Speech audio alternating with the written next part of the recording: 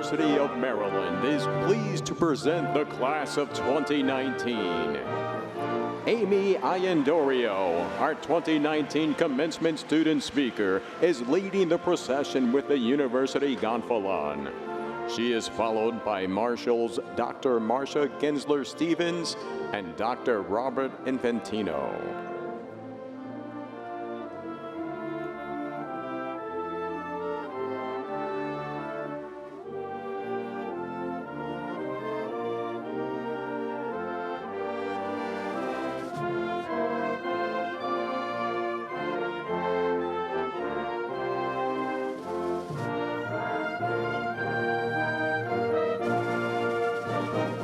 Graduate School, Sarah Onimus.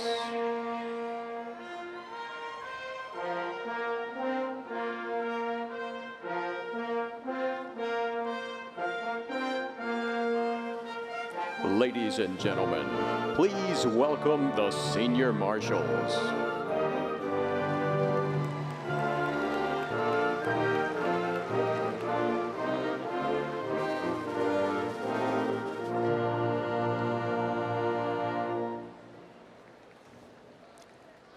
Philip Merrill College of Journalism, Jordan Fox.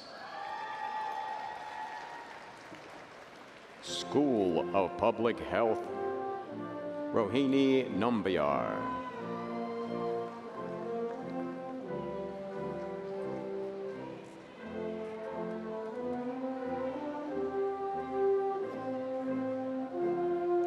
College of Information Studies, Omar Yusuf.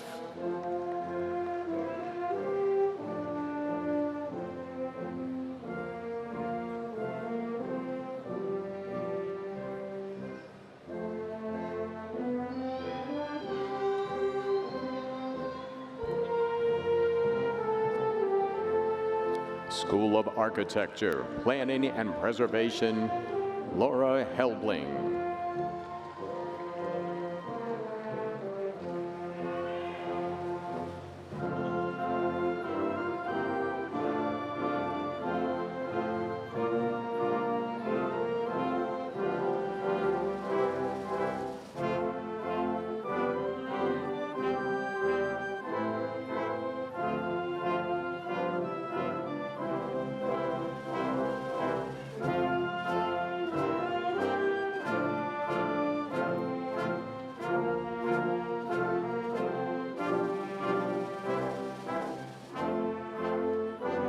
College of Agriculture and Natural Resources, Hannah Madier.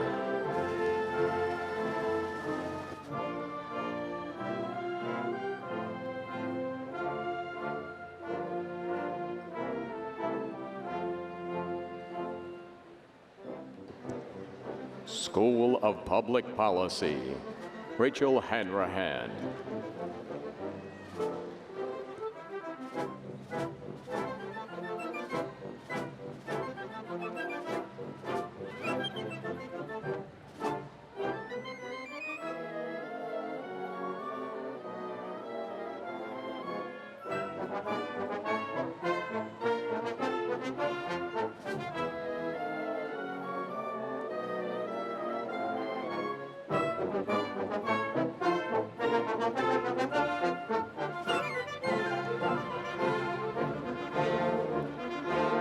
A reminder to our graduates, please remain standing in front of your chairs. Thank you.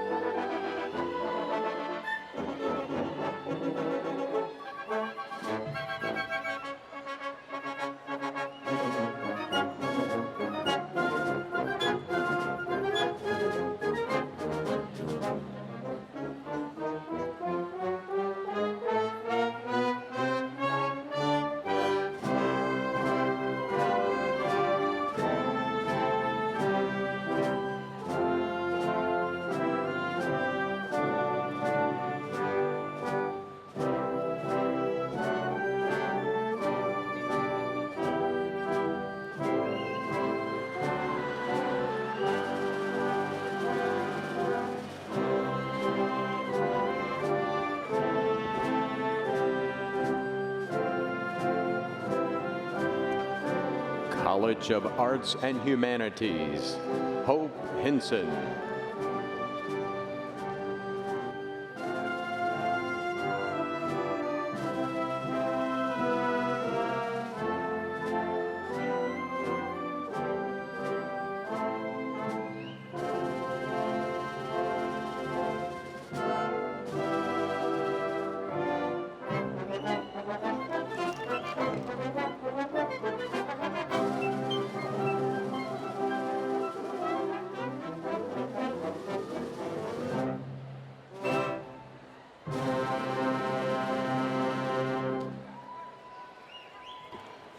College of Education, Caitlin Skelton.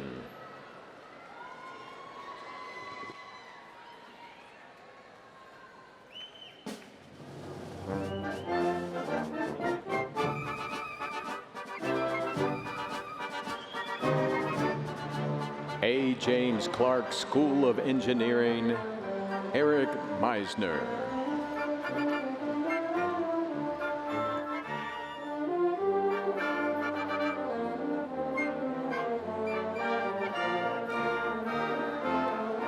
College of Behavioral and Social Sciences, Amelia Avis.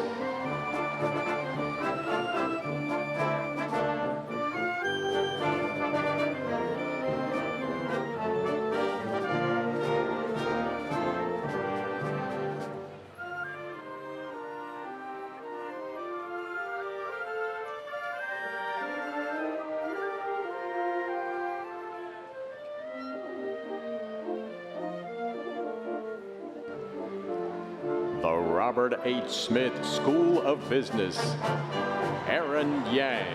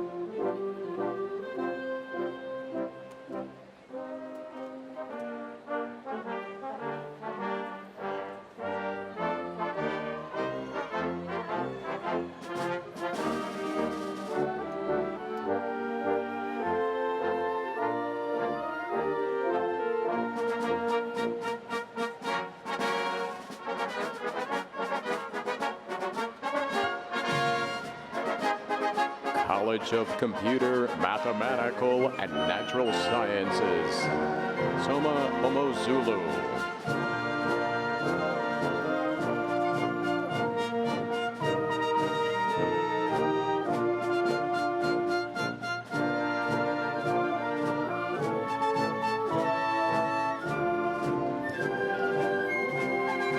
Office of Undergraduate Studies, Jordan Bowie.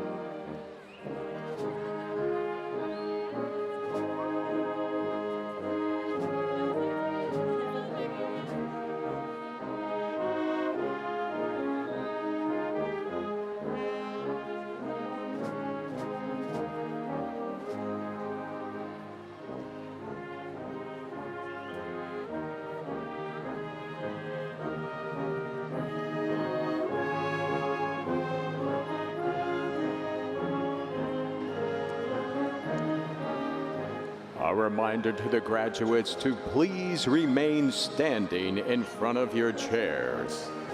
Once again, please remain standing in front of your chairs. Thank you.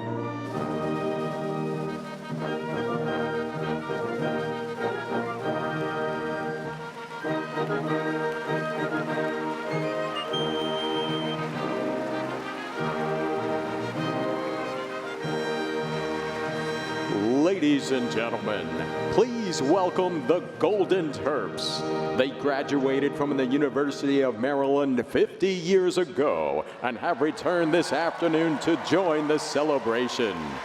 Welcome back to your alma mater, Golden Terps.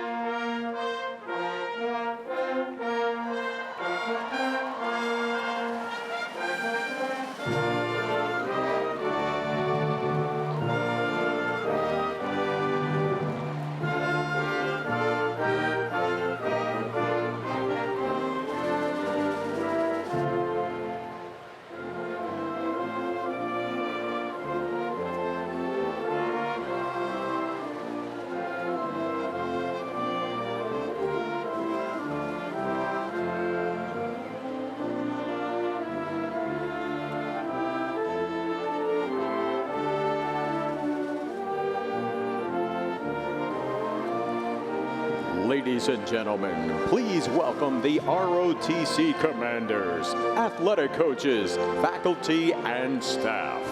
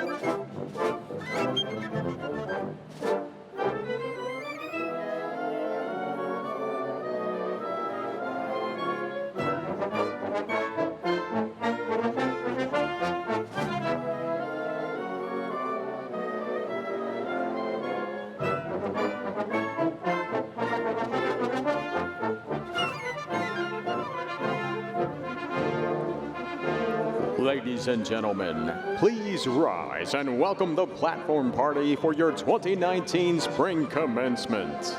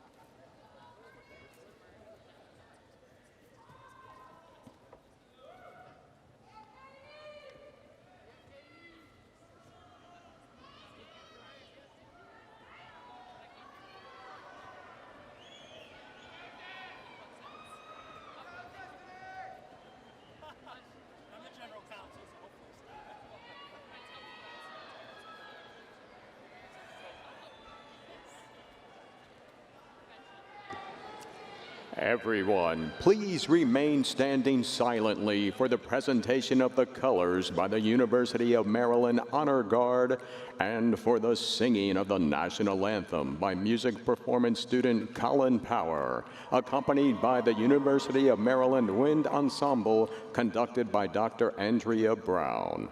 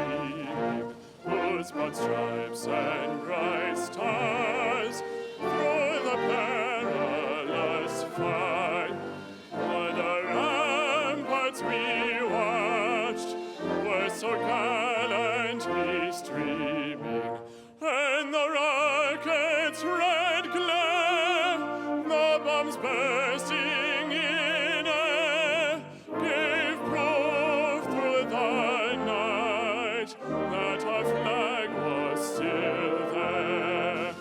Oh, say does that star-spangled banner yet wave o'er the land of the free and the home of the brave.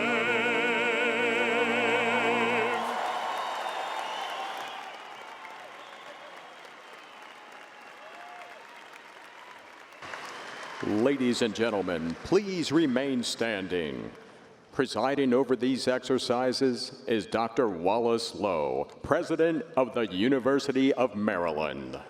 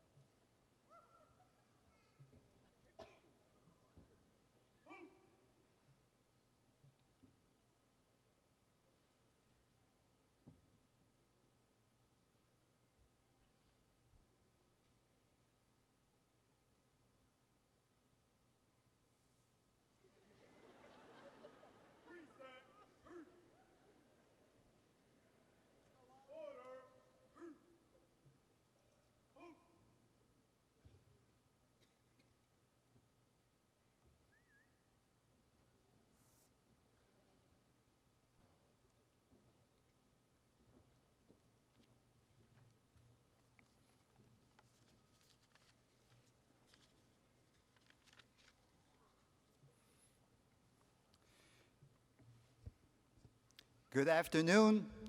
Welcome to the 2019 Spring Commencement Exercises of the University of Maryland.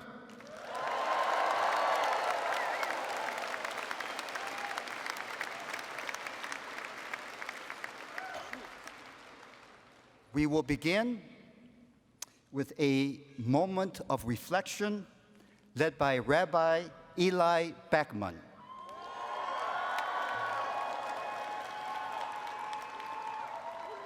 The Jewish chaplain of the University of Maryland, Chabad.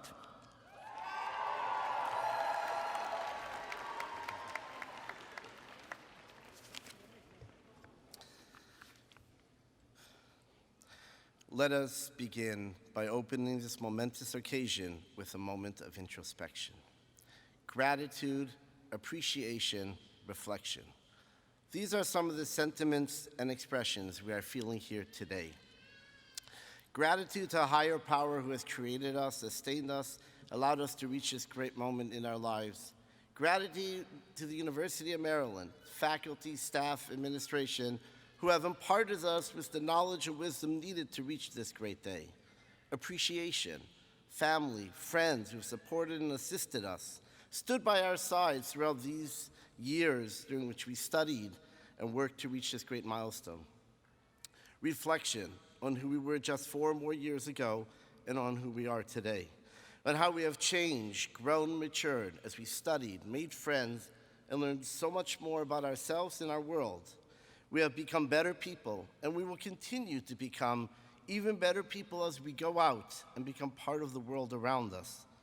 In a world filled with selfies, let us take a moment to appreciate the value of being selfless too.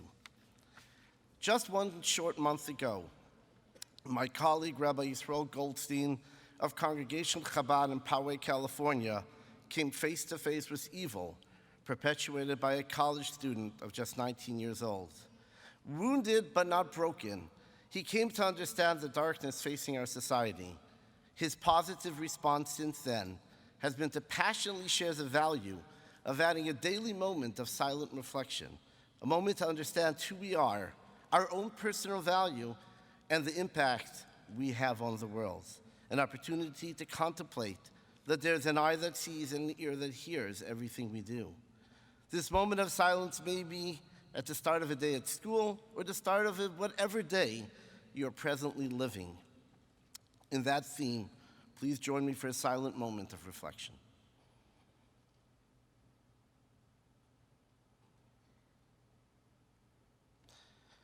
Together, let us take our newfound knowledge and make a difference in the world. For knowledge without good deeds, without action, is like a tree which bears no fruit. May we soon usher in an era of goodness and kindness for all, an era of peace and harmony for the entire world. Oseh shalom b'imromav, hu ya'aseh shalom aleinu ve'al kol Yisrael v'imru amen. May the one who makes peace on high make peace below, peace upon all of us, and let us say, Amen.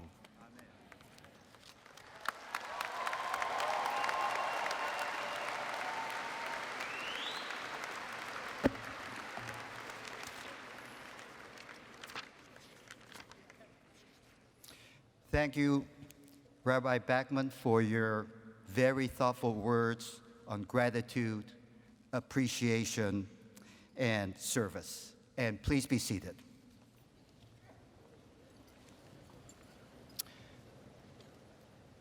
I also want to thank Colin Power for your inspired rendition of the national anthem.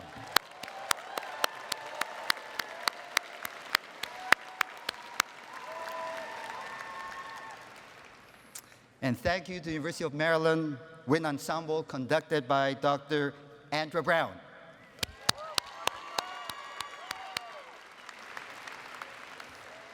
And thank you, of course, to University Honor Guard.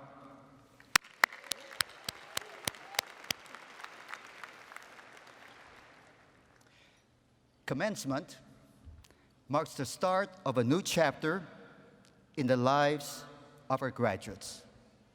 Today, across the campus, we have over 8,000 graduates.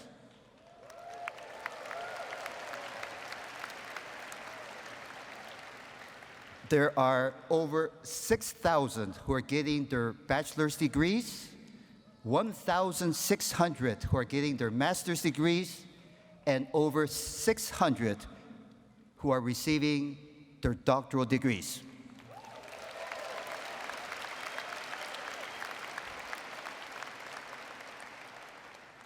So this is a very special moment of celebration and congratulations to honor these graduates, and also thank you to their family, their friends, other loved ones who are here today to celebrate this special occasion.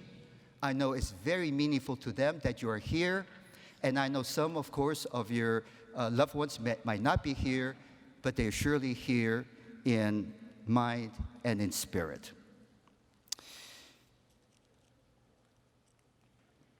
Commencement is also a wistful farewell, spoken in words of endearment by the university to its graduates and by the graduates to their alma mater, the mother who nourishes. So let me begin by acknowledging the student marshals who are seated on the front row here, front rows. They were selected based upon their academic accomplishments, their service to the university and to the community, and we are very grateful for their service. Could you please stand up and be recognized?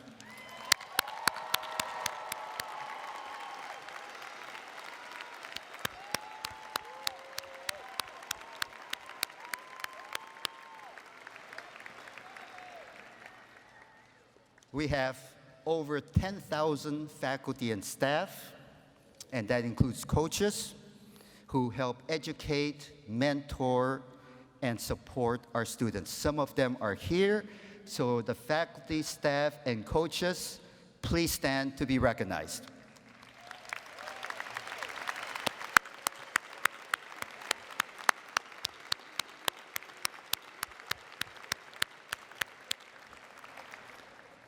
And a special recognition to the commanders of the Army, Navy, and Air Force ROTC programs who are here to take part in the commissioning of new officers. And that part will be later in the program.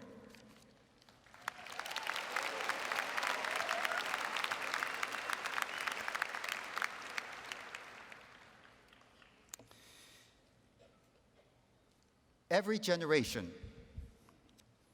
has its own rendezvous with destiny, an opportunity to make its mark in the world. Our university is a multi-generational family. It includes people who are here today, those who came before us, and those who are yet to arrive. But today we have a special group of alumni. They graduated from here in 1969, 50 years ago. They are the Golden Terps. Would you please stand up and recognize them?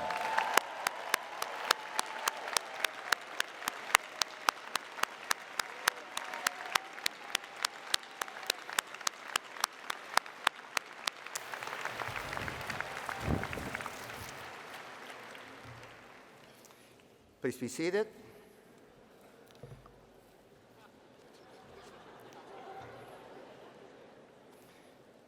In your senior year, 50 years ago, 1968 to 1969, it was one of the most tumultuous, divisive, and consequential years in American history, where our country appeared to be coming apart at the seams over a fundamental question: what kind of nation and what kind of democracy should America be?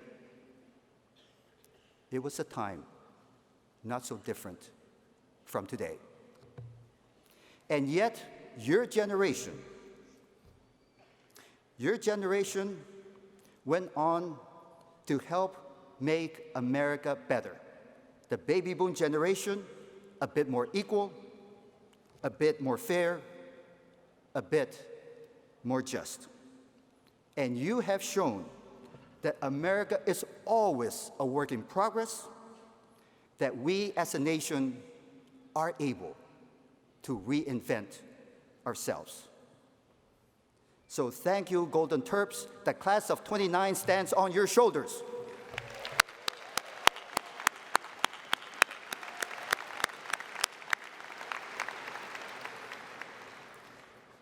And to the class of 2019,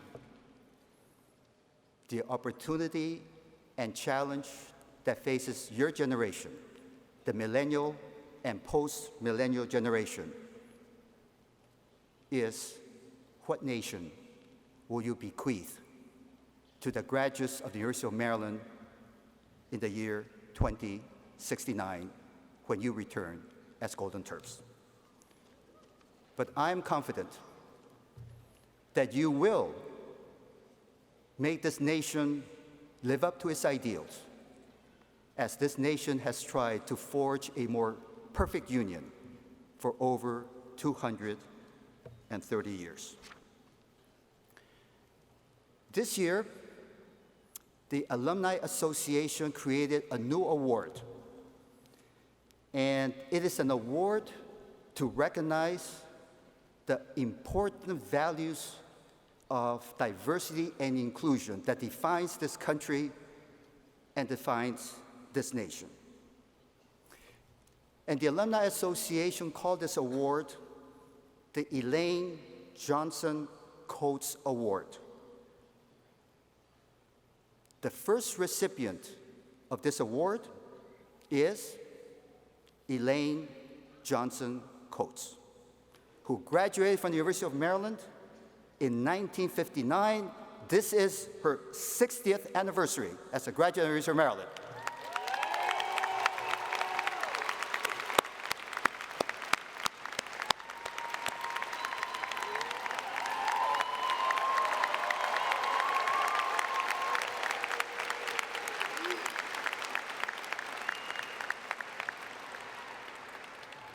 As Confucius would have said, one video is worth 1,000 words. So I will ask, please roll the video to introduce Mrs. Elaine Johnson Coates, after which she will come forward to give brief remarks. Fearless is a choice. often in the face of extraordinary circumstances. And no one has exemplified the choice to be fearless more than Elaine Johnson Coates. This year, the University of Maryland Alumni Association established the Elaine Johnson Coates Award, meant to honor an alumnus who has advanced diversity and inclusion. This award is named for the first African American woman to graduate from the University of Maryland. Elaine stepped into her dorm room in August 1955, 1 year after federally mandated desegregation. She was one of the first 7 black students allowed to live on campus. She was ignored and ridiculed, the target of threats and insults, but she was determined to make it, and make it she did. She credits her mother with her extraordinary strength. Her mantra became, "You are stronger than any remark you hear." Elaine helped countless people navigate their path in life during her 47-year career as a high school teacher and social worker. A proud parent of a Terp graduate, we pay tribute to Elaine Johnson Coates for her trailblazing courage.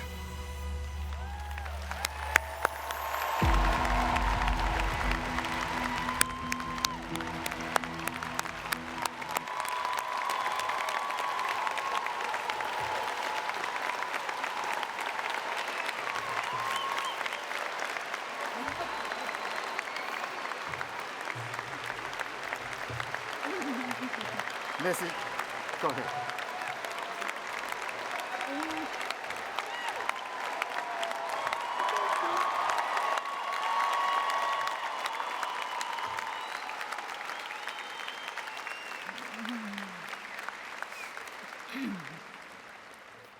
Thank you.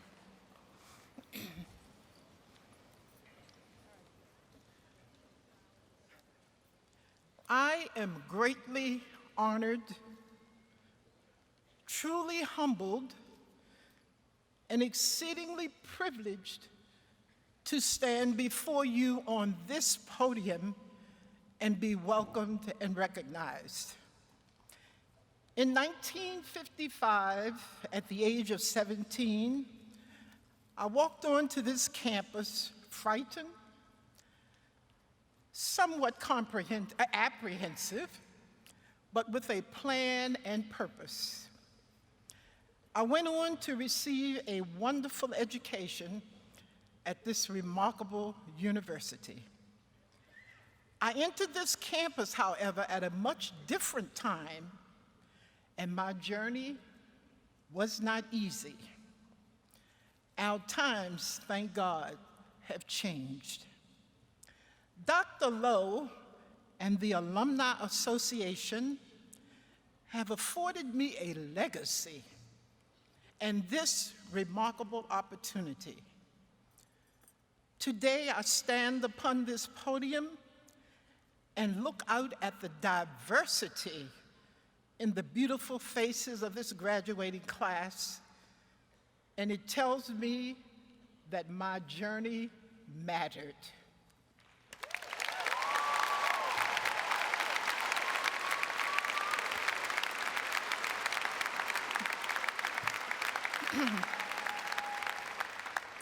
Class of 2019, I say to you, see through the obstacle, walk past it, and refuse to be defeated. Do not fear the mountain, walk over it, because your journey matters.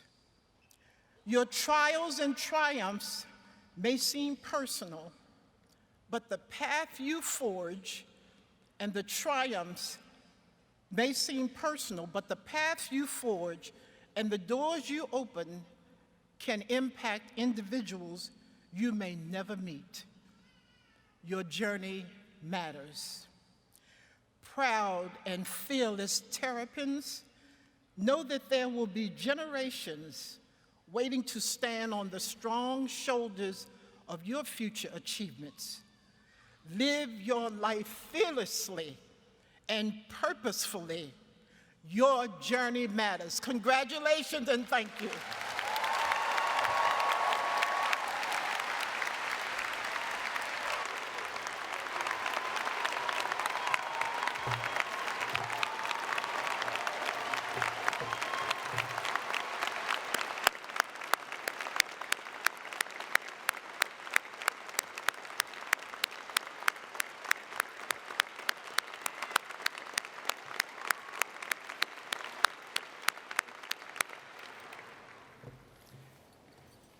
thank you, Mrs. Elaine Johnson Coates. Welcome back to your alma mater. And I believe that your daughter Tamara and your son Jason, who are also graduates of the University of Maryland, they are here today, right? So wherever you are, please stand up and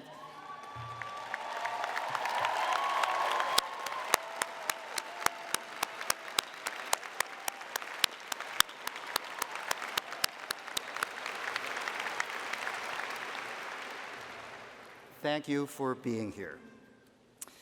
Now, to bring greetings to our graduates, on behalf of the Board of Regents, is the Vice Chair of the Board, a Terp who bleeds red and white, black and gold, who is one of the most devoted Terps you will ever find anywhere, a certified public accountant, a very successful business executive who gives generously of his time, his talent, and his treasure to support important causes in our larger Maryland community, Regent Barry Gossett.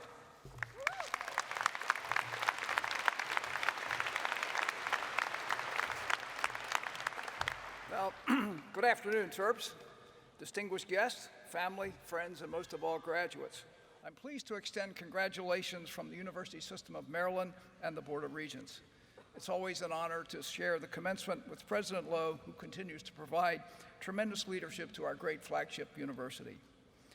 Our University of Maryland is a force for education, research and discovery, and public service. It is one of the finest universities in the country and in the world. It represents that which is best about public higher education. As a fellow Terp, I must say there is so much to be proud of here. I'm delighted to share this day with your commencement speaker, Michael Bloomberg, entrepreneur, philanthropist, three-time mayor of New York City, and a distinguished Eagle Scout. I know he will deliver us an inspiring and timely message we can all benefit from. To the class of 2019, today each of you becomes an enduring part of the University of Maryland's proud and impressive legacy. It's truly an honor to be here and recognize and congratulate each of you, some of whom I've had the pleasure of knowing personally. My congratulations as well to the friends and family who no doubt had to provide the occasional push to help you along the way. Soon you will be embarking upon careers and lives full of promise and possibilities. What you have learned and who you have become at UMD will serve you well. You will be ready to make a difference. You will be prepared to provide a positive force in your community, the state, and the world. And you will be well equipped to go out and make yourself matter through your deeds and accomplishments. I do believe one of you, in a decade or so, will deliver the commencement address at your alma mater. Stay close to your university. Come to campus often. Support the university with your time, your talent, and your treasure. Believe me, it will be extremely rewarding. One thing I want you to remember, an ounce of performance outweighs a pound of promises. So on behalf of the University System of Maryland, I offer my congratulations on your achievements and best wishes for the success. Be fearless, go Terps.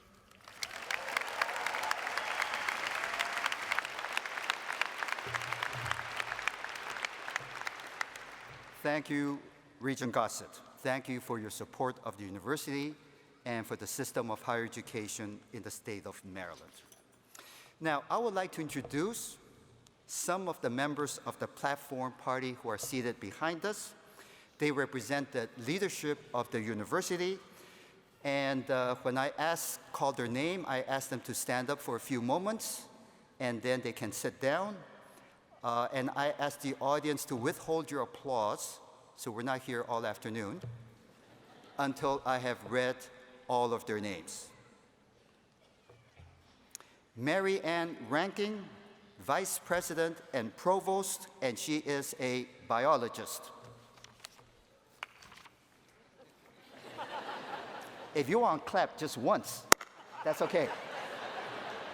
Hey, that's a good idea. Clap once. Yeah. Joel Seligman, Associate Vice President for Communication. after I read the name. Carlo Colella, Vice President for Administration and Finance. He's a civil engineer and a Terp graduate. Jeff Hollingsworth, Vice President for Information Technology, a computer scientist. Jackie Lewis, Vice President for University Relations.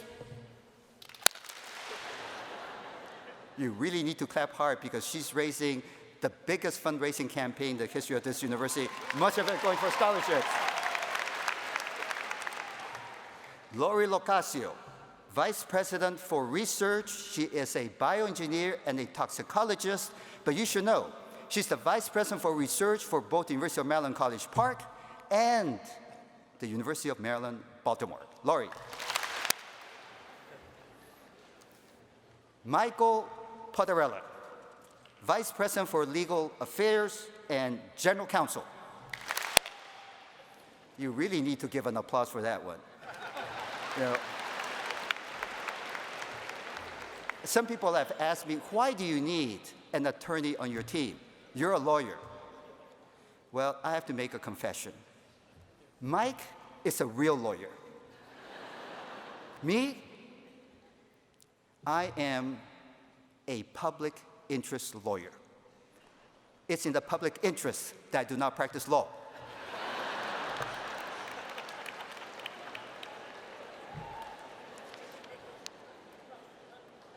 The next vice president I want to introduce, I do so with very mixed emotions of gratitude and sadness. She has been in her position as vice president for 18 years. And before that, she's been here for 45 years in a variety of positions, chief of staff, director of admissions. She is the best student affairs vice president in this country, Linda Clement.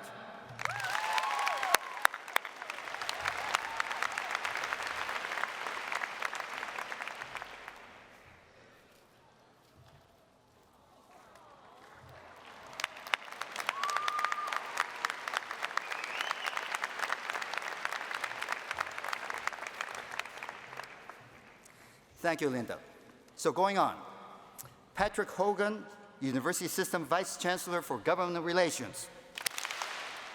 Sue Sherborne, Senior Associate Athletic Director for Academics and Student Development.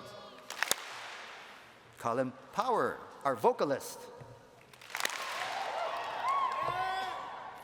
Jonathan Allen, President of the Undergraduate Student Government. As you know, he's a senior. He's graduating with you and majoring in government and politics. Annie Rappaport, Vice President of the Graduate Student Government. She's a PhD student in International Education and Policy. Amy Iandorio. She is the student speaker, and she'll be introduced a little bit later. Kirk Bell, President of the Maryland Alumni Association. Amy Eichhorst, Executive Director of the Alumni Association. Chris Walsh. He is the President of the University Senate, the Chair of the University Senate. He's also a Professor of Plant Science. And you should know that he has spent 27 years trying to create a new variety of apple. He has finally succeeded, and it's called the Antietam Blush. And I urge you to go and buy it and try it. It's crunchy, it's tart, it's delicious. Chris.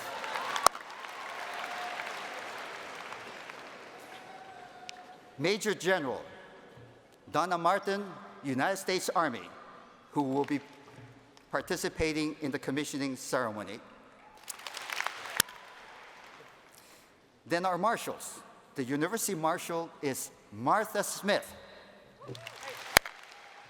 She is professor of English, and as some of you humanities majors may know, she's an authority on the poetry of Emily Dickinson. It is said in that department that she actually can recite by heart all 1,789 poems of Emily Dickinson. And by the way, showing right now at the theater near you, a feature-length film that she was instrumental. She was a consultant in this film, and it's called Wild Nights with Emily.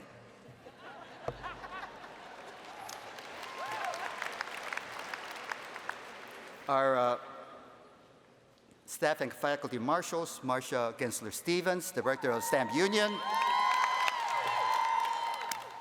and Bob Infantino, an Associate Dean in one of our science colleges. And now you may join me in a regular applause for everyone.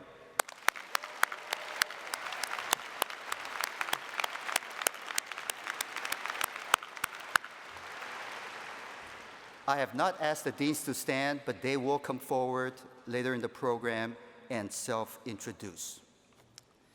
So now I have the great privilege of introducing the remarkable candidates for the University Medal. This is the highest honor that the university can accord to a graduate and undergraduate every year.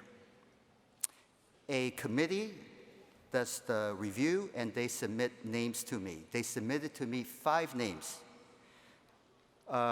They personify academic excellence. What that means is they have either a straight A average or an almost perfect average, like a 3.9997. But beyond that, individuals of extraordinary character, and they make significant contributions to the university, to the larger community, beyond their field of study. So I would like to very briefly introduce to you the finalists, and I will tell you in advance, it was such a difficult job identifying a medalist, and I've decided to, for the first time in the history of this university, to have co-medalists. But in alphabetical order, Joseph Breeden,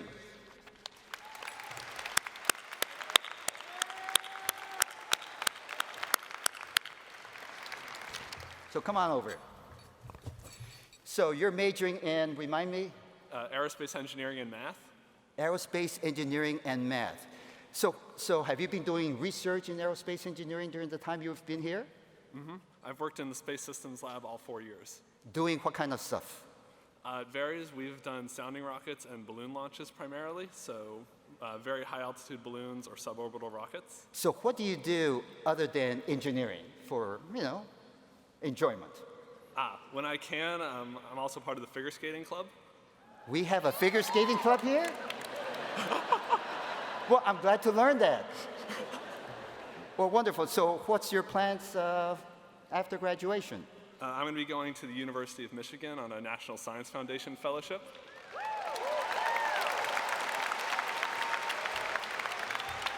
When you get to Ann Arbor, I'm going to ask you to do something.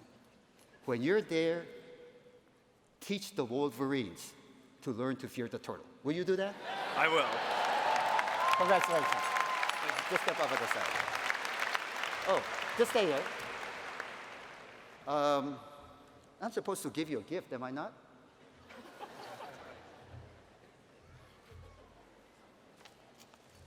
This is for you.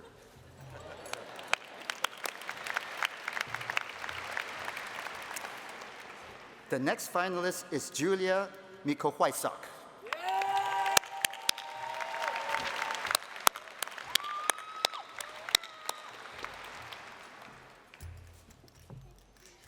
How are you, Julia? So you're majoring in? Criminal justice. Criminal justice. Of course, this is the #1 rated program in the United States at the University of Maryland, right?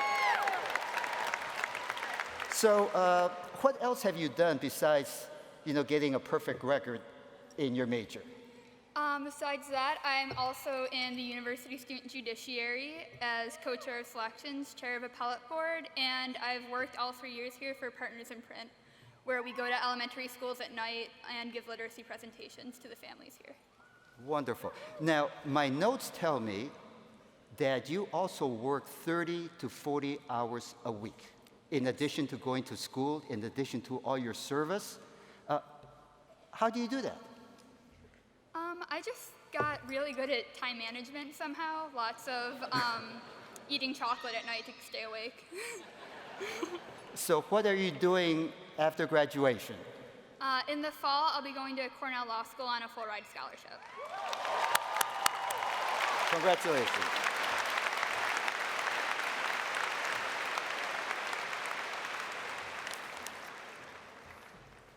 High above Cayuga's waters. Those winters, let me tell you, they are fierce. I know, I was on the faculty of Cornell Law School. And boy, I could not take those winters. But you are stronger. Caroline Simon.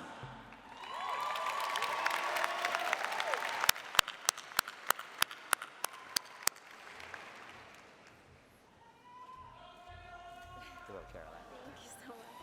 So, Caroline, what is your major, and what do you plan to do with your major? I'm a public health science major, and I plan to go to medical school next year at University of Maryland. And pursuing a straight MD? I'll be doing a dual degree in MD, MPH, Master's in Public Health. Wonderful. Now, so you've been doing a lot of work in public health outside of this country, have you not? I was a part of the school's Public Health Without Borders Club, and I Could you just say something about it? So we're a student service organization here through the School of Public Health, and we do service learning trips to various countries. Such as? India, Peru, Ethiopia. You went to Peru? I went to India with the school study abroad program. Oh, wonderful. All right. So what do you plan to do with your MD and PhD after you graduate? I'm interested in women's health, particularly women's reproductive health. Congratulations. Thank you so much.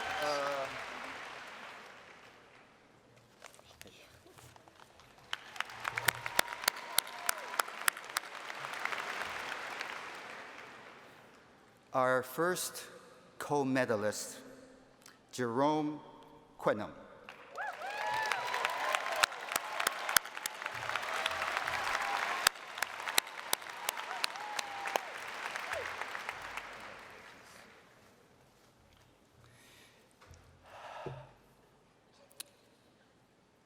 He is somebody very special. You speak French. Yes, I do. Get closer. Yes, I do. Fluently. Yes. He speaks French fluently because he immigrated from Benin in West Africa, correct? That's correct. And as I recall, you came here only 6 years ago. That's correct. And you attended Montgomery College. That's correct. And you're getting a degree in electrical engineering. With an almost perfect score.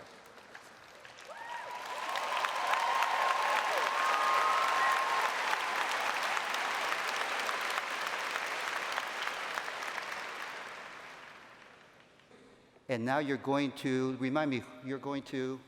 UC Berkeley for my PhD.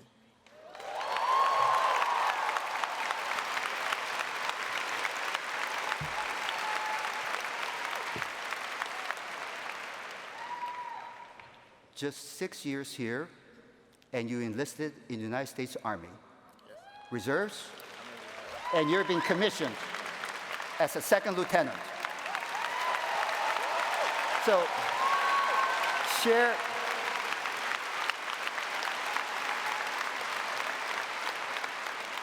briefly share with the audience your journey from Benin and eventually to the University of Maryland. So I came from Benin, West Africa, barely speaking English. Over time, I was able to learn English, and I was also able to enlist in the United States Army, where I had a great journey. Graduating from Montgomery College, I decided to continue at the University of Maryland, where I really found my passion, the UMD ROTC, and I decided to commission as a second lieutenant.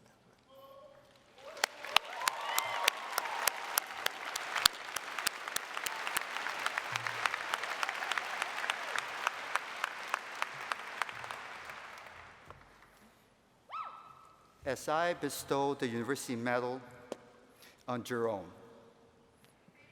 all I can say is, America is lucky to have you. That's it.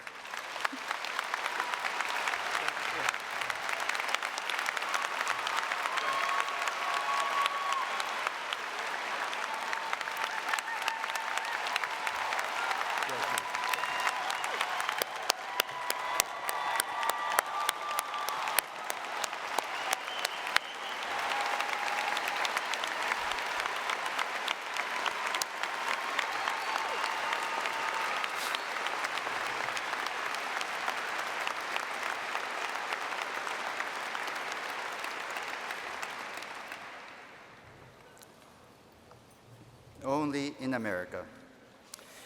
Our other co-medalist is Eric Wen.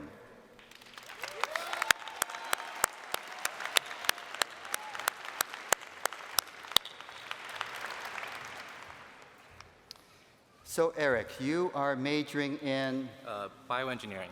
Bioengineering, and now in your letter that you wrote to the committee, you said something to the effect that University of Maryland changed your life. How did it change your life? When I first came to University of Maryland, I don't think I really concretely knew what I wanted to do with my career. But through my experiences here, and especially through the research I engaged in, I found out that I really love research and I would like to be a professor in the future. And so where is the next step in your journey to become a professor? Next year, I will be going to the University of Cambridge. To pursue what? I'll be getting a master's degree in chemistry. Very good.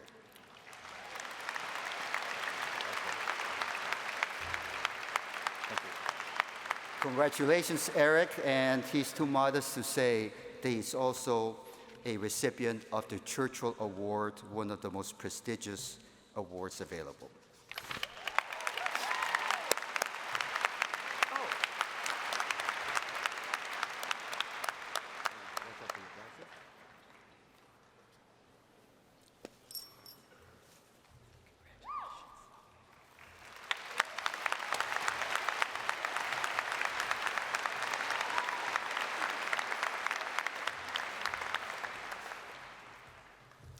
Congratulations. Thank you.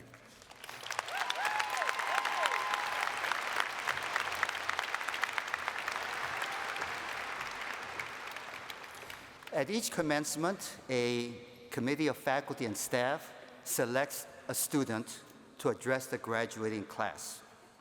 Today, we have the pleasure of hearing from Amy Iandorio. Would you please come forward?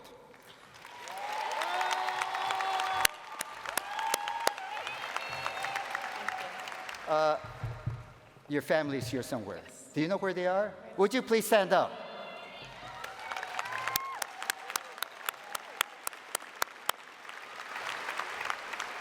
Thank you for being here. Amy graduates with a degree in criminology and criminal justice and plans to study terrorism. And on campus, she's been very, very active in fostering responsible leadership. So I'm very pleased to introduce to you our student speaker, Amy.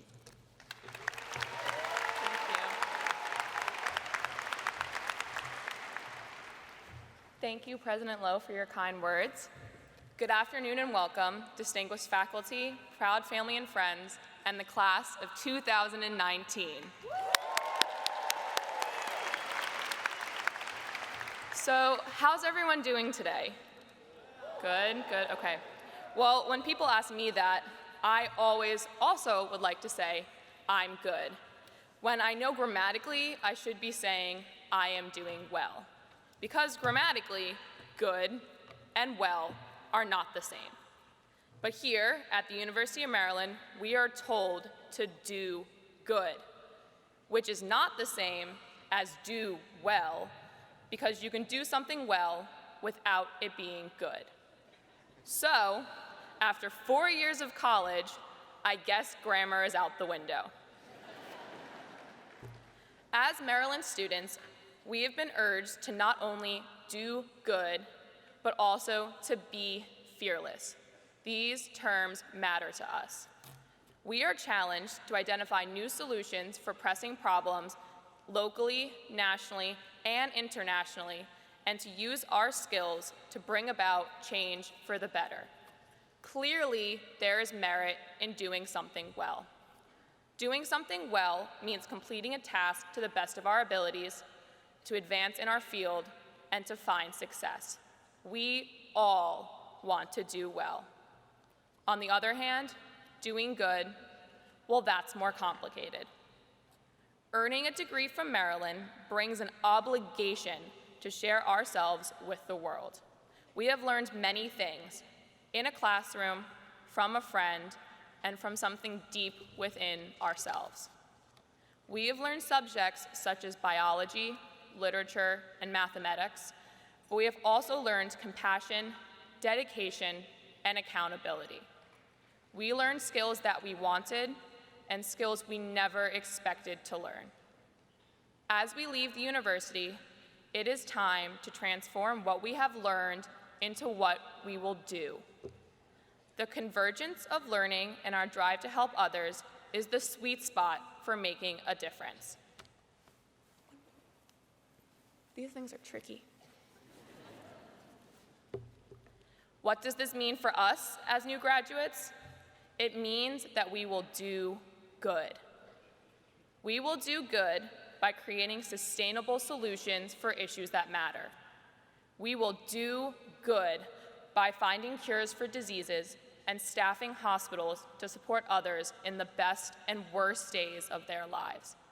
We will do good by questioning policy and finding new alternatives. We will do good by educating the next generation of leaders and leaving no young mind unsupported. We will do good every time we use what we have learned for the sake of others. Also, we will do good by leading. During my time at Maryland, I have often thought about how we identify a leader. We frequently identify leaders by their title, such as president, CEO, or department head. However, many students on this campus lead by example and foster fearless ideas, all without formal titles. The university has cultivated spaces to empower student leaders in our journey to do good. We have learned that leadership means making a difference, leaving spaces more welcoming than when you entered, and inspiring others. Leaders are empathetic, motivated, and keenly aware individuals guided by passion and continual improvement. This campus is full of excellent leaders, some who have been recognized with titles and awards, and many others who have not. Every day, Maryland students engage with fearless ideas and service left to us by previous generations of Terps. One such example is the Food Recovery Network. Through this program, leftover food becomes a substantial meal for someone in need. This network was founded in our dining halls in 2011 by students who saw a problem and implemented a solution.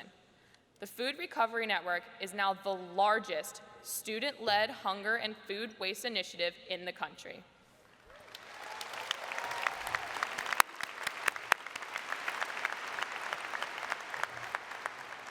These students did not have leadership titles. They led by example. I have seen the program's impact and the appreciation in the eyes of church volunteers who repackage the food for communities in need. Doing good is not limited to our campus community. Fearless ideas also travel. The university sponsors groups like Engineers Without Borders, who take their potential to do good far away from College Park. They use their leadership to plan, execute, and deliver clean water, education, and hope to communities in need in such faraway countries as Ghana, Nepal, and Thailand. Our students use their education to increase the quality of life of others. If traveling to another country with the sole purpose of doing good cannot be considered fearless, I don't know what is.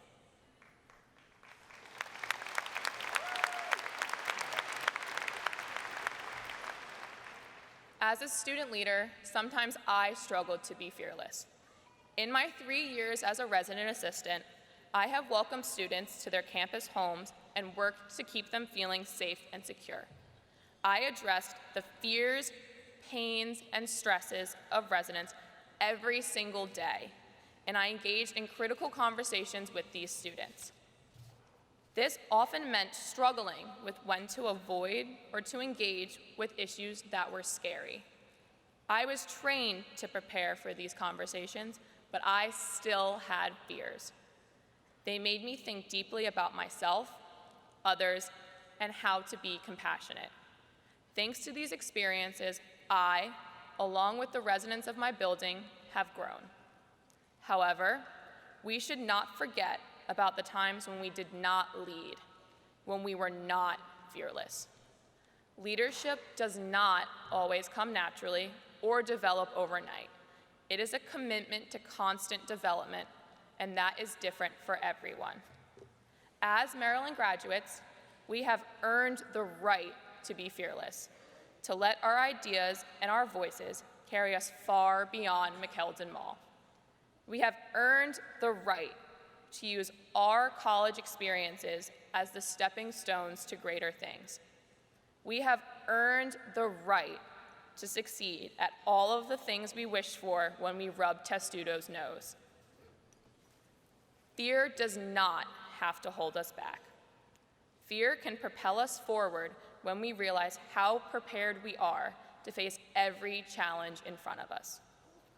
We have all rubbed that turtle's nose wishing for something, but our next adventure might not have an animal statue for us to wish upon. We must now leave the wishing to the next generation of students as we go forward with our successes and the hope and confidence we have gained here at the University of Maryland.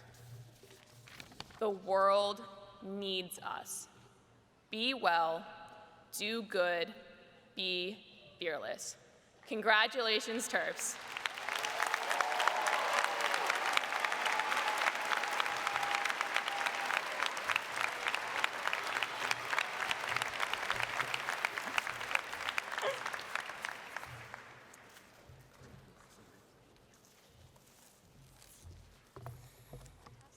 Thank you, Amy. You are fearless, you do good, and I know you will do well.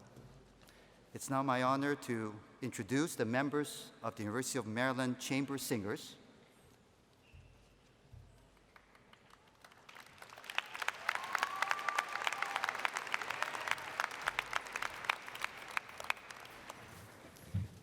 And they will perform America the Beautiful.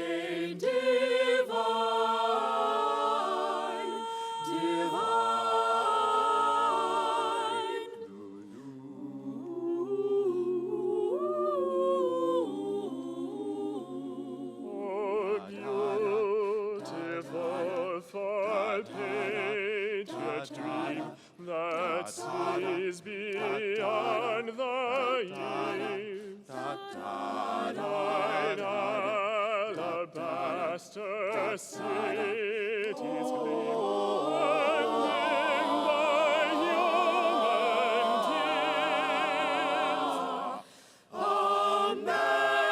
America, America, God shed His grace on thee, and crown thy good with brotherhood, from sea to shining sea. America, America, God shed His grace on thee.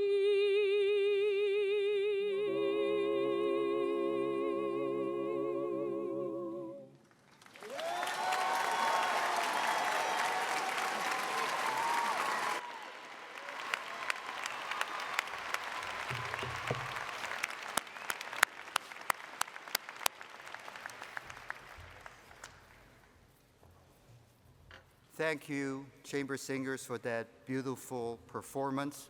We are indeed very fortunate at this university to have such talented students of the arts. They greatly enrich our cultural life, and they touch us with their artistry.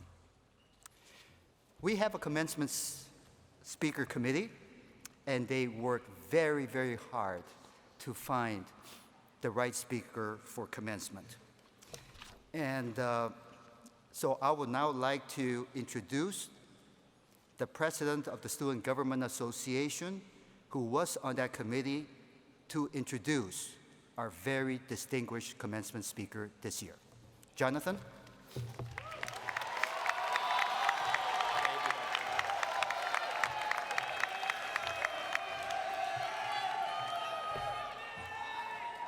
It is a tremendous honor to introduce our commencement speaker for today's ceremony, the Honorable Michael Bloomberg.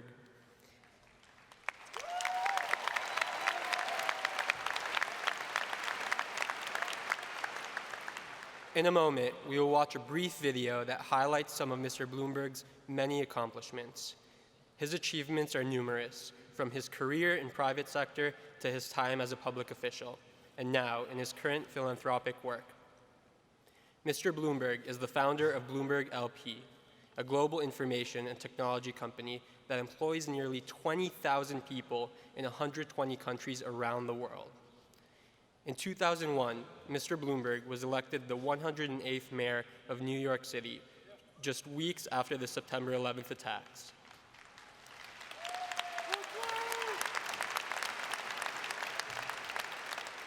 He was one of the longest-serving mayors of the city, having been elected to the office for 3 consecutive 4-year terms. As mayor, Mr. Bloomberg built coalitions to address pressing issues such as gun violence and climate change. In 2006, he co-founded Mayors Against Illegal Guns, which eventually merged with Moms Demand Action to create Every Town for Gun Safety. He also led the C40 Climate Leadership Group, a network of the world's biggest cities working towards a more sustainable future.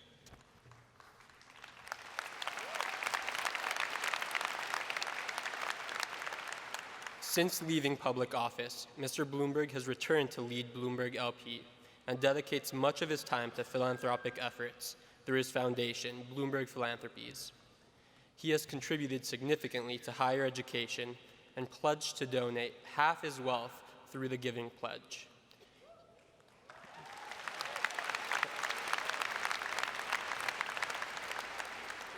He currently serves as both the UN Secretary General's Special Envoy for Climate Action and the World Health Organization's Global Ambassador for Non-Communicable Diseases.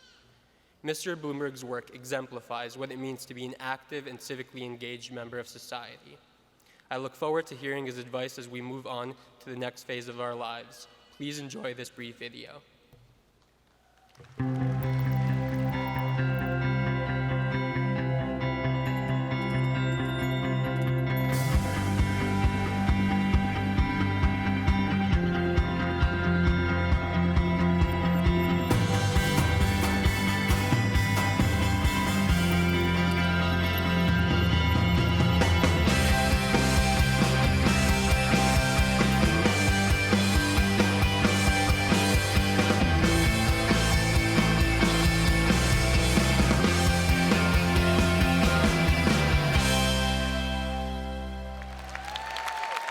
Please join me in welcoming Michael Bloomberg.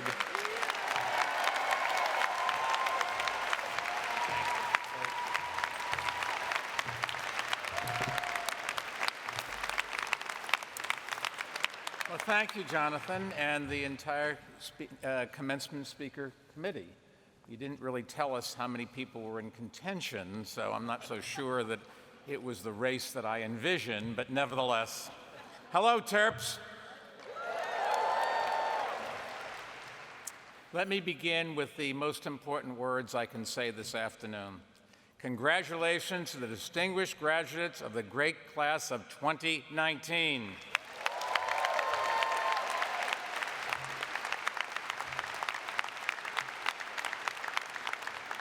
Now, I'm sure some of you never imagined you'd make it here today, and I'm sure some of your first-year professors never imagined it either. But you battled, you worked, you believed, and you made it. Let me also thank President Lowe for the honor of addressing you today. When he invited me to be your commencement speaker, I said that I would be honored to accept, even though I went to a different school in Maryland, Johns Hopkins University. President Lowe told me that's fine. He wouldn't mention which school won a national championship in lacrosse 2 years ago. And I told him I wouldn't mention which school's lacrosse team won the last 2 games they played against each other this year. When I was a student many years ago, I remember coming down here for some college games and noticing that it compared to Hopkins, this campus was just much grander. It might even say it was magical. So I hope you all rubbed the magic nose of the 7 turtles before arriving here today. Now I know there's also a magical, enchanted place just a short way from here called Pizza Kingdom. The slices, I'm told, are so big you need a whole crush bucket from Looney's to wash them down. Or you might even need 77-pack of Natty. What a country. I know it's been a long journey to get to this week. You've devoted countless hours of your life to reach this point. You've lost sleep thinking about how it would all turn out. You've worried about what in the end it would really mean. And now, finally, Game of Thrones is over. I still don't believe what happened to Dany.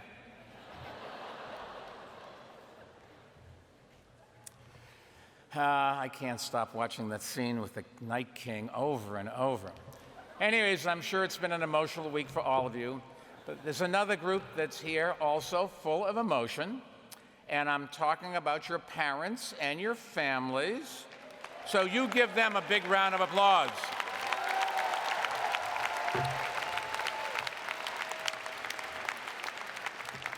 They are packed in here beaming with joy, not even thinking about the checks they wrote to send you here, or the fact that some of you will be moving back into their basements, or that you'll be keeping them up all night blasting Old Town Road by Lil Nas X.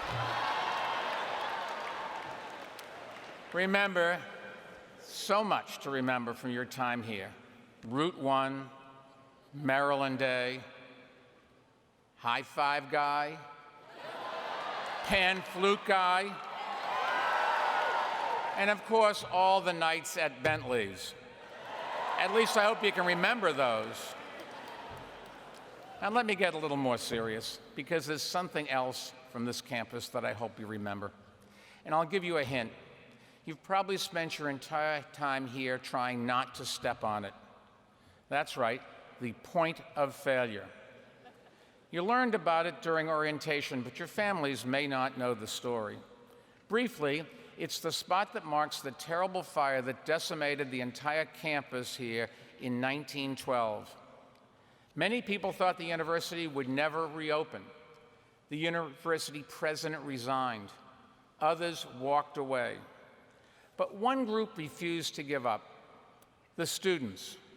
They returned to campus and insisted that classes resume, and they convinced local families to house them. The state of Maryland saw their commitment and decided to reinvest in the school. And slowly but surely, from the ashes, this university rose again to far greater heights than ever before.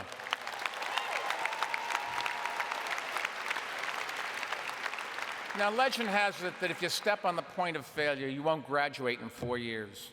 So today, my advice, go ahead and step on it. At this stage, what are they going to do to you? And when you step on it, think about what the point of failure stands for.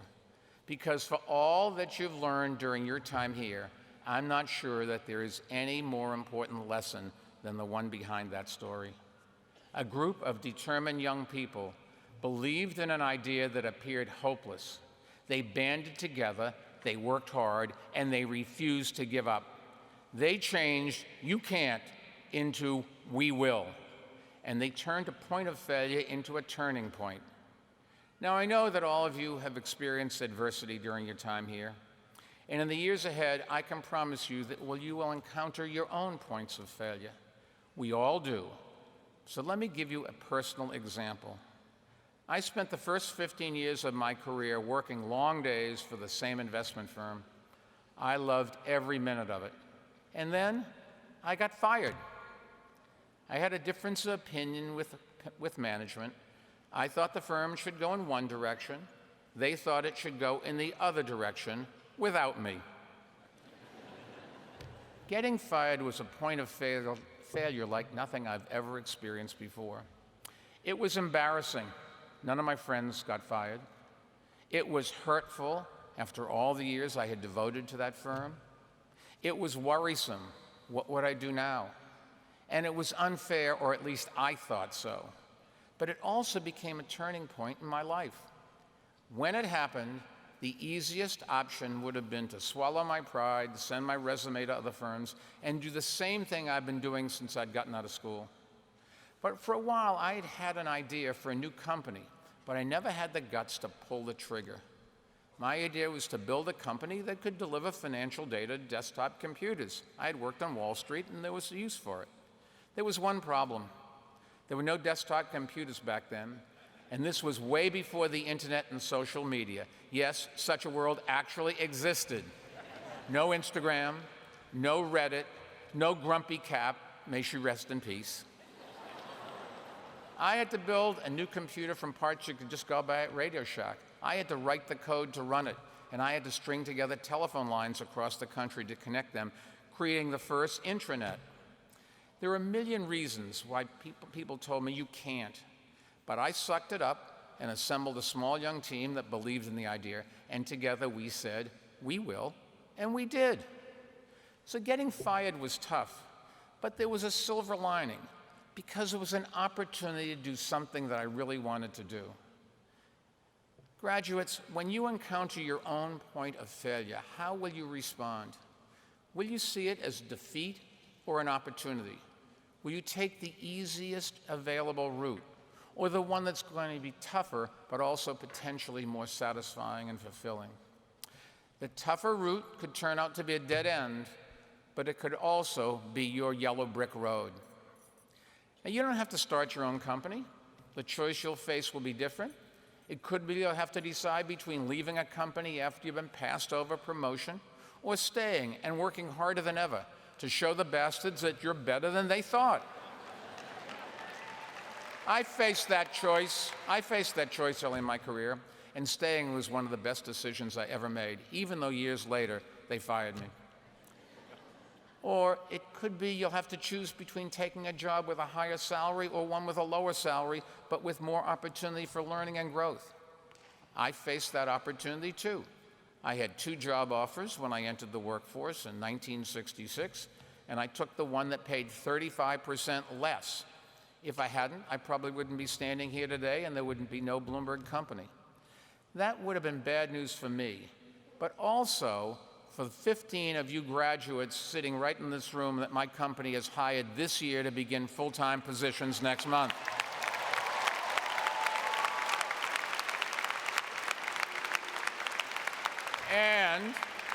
And I'm glad to say 209 Maryland alums are working at Bloomberg right now. We are practically a satellite campus, just without the turtles.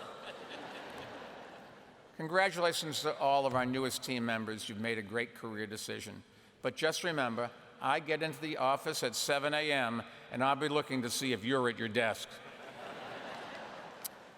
To the entire class, let me say, don't let short-term gain hold you back from long-term growth. When you believe in something, suck it up and go for it. And turn your points of failure into turning points in your life by taking a risk and then working like crazy. Now, I know I'm not the first person to talk to graduates about the importance of taking risks, but there's another group that needs to hear this message, and I hope you will deliver it to them loud and clear. It is a group that is so risk-averse that they are embarrassing themselves daily, and in the process, they hurt you and do real damage to our country. Maybe you've guessed the group I'm talking about. They work just a few miles down the road from here in Washington, D.C.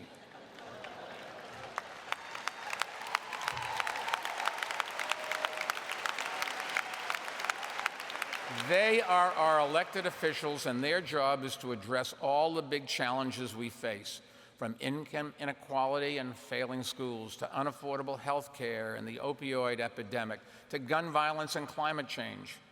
But many of them are just too afraid of losing the next election to do what that job requires, really to help you and me. Well, I hope they're watching and listening. Whether it's upsetting a special interest that funds their campaign, or losing support from a particular constituency, or getting criticized by ideological activists, too many elected officials don't want to run the risk so nothing gets done. And many of them are afraid of taking what has developed into the biggest risk in all of American politics today, and that is working with members of the other party.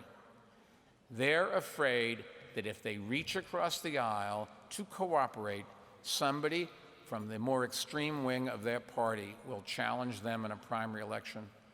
And to be fair, they're not entirely wrong. Working with members of the other party is a risk, and it may cost them their job.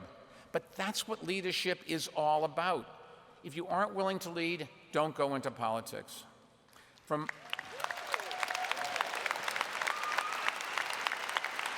my experience, voters respect and reward leaders who take risks, even if they don't agree with them. If that were not true, I never would have been reelected twice.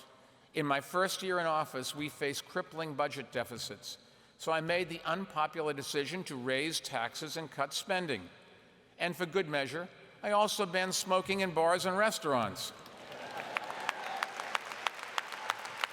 All I can tell you is when I was marching in parades, I got a lot of one-finger waves. Back then, people told me you can't do those things, and win re-election. But you know what? They were wrong. Over time, New Yorkers embraced the smoking ban, and they understood that funding our schools and police and parks and everything else require hard choices. If I hadn't run those risks, maybe I would have had an easier time to get reelected. I don't know. But I never would have been able to look my kids in the eye or live with myself. If you can't go home at the end of the day and look in the mirror, it's not the mirror that's the problem. Don't go through life making excuses and playing it safe. And don't accept those excuses from politicians. Don't let them pass the buck and kick the can down the road. You and your families are the ones who will suffer. The good news is your time here has prepared you from the front to lead from the front rather than following from behind. You know how important it is to embrace fearless ideas. You know what it's like to be open and bold and look at new ways of things. You know that it's possible to do well and do good. As you leave here, carry that knowledge with you, because our country needs more people who have the courage to put fearless ideas into action.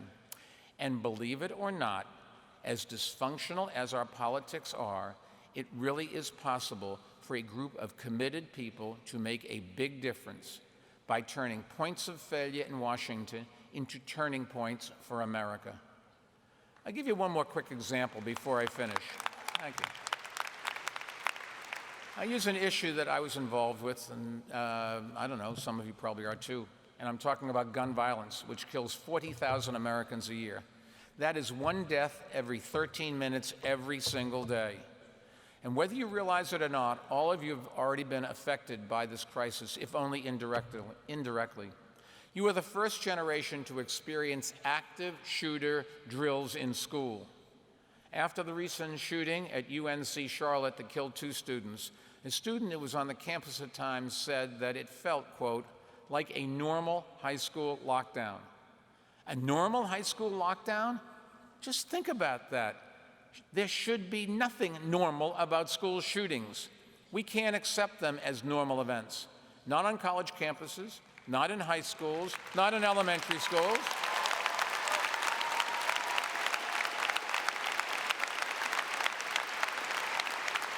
Not in churches, synagogues, mosques, nightclubs, concerts, movie theaters, malls, or anywhere else. After the mass shooting at high school in Parkland, Florida, which killed 14 students and 3 staff members, the students from Parkland organized a march on Washington.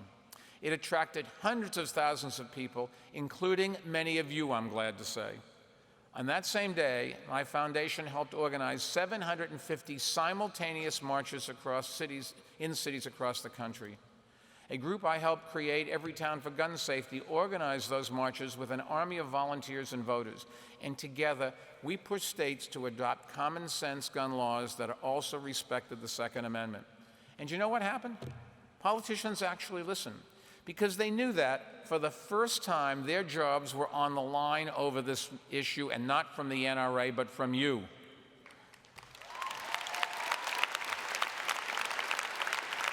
Since the Parkland massacre, 23 states, both red and blue states, have adopted stronger gun safety laws.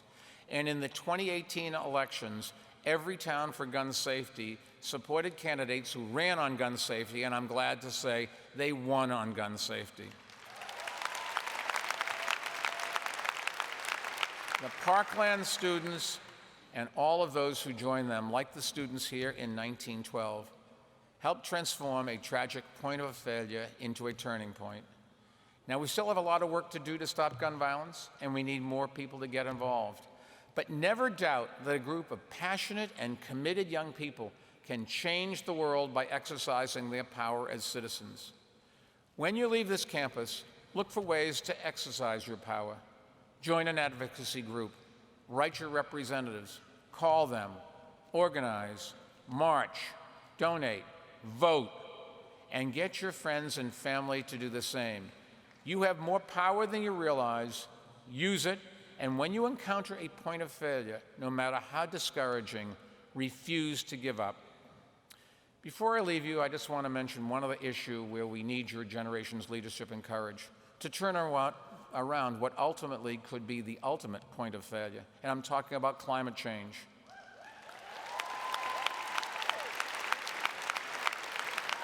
The point of failure was crystallized during your time here in school.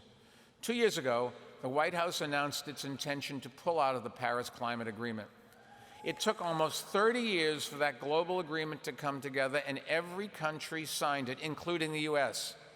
But in 2017, we became the only country in the world, the only one, to reject it.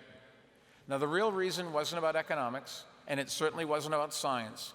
It was politics, plain and simple, and pandering to the most extreme voters. I've spent most of my career in the private sector, and I can just tell you that if CEOs ignored the possibility that sea level rises could flood their companies and factories, or more intense storms could destroy their infrastructure, they would be fired. And in my view, we should also fire all politicians who ignore those threats.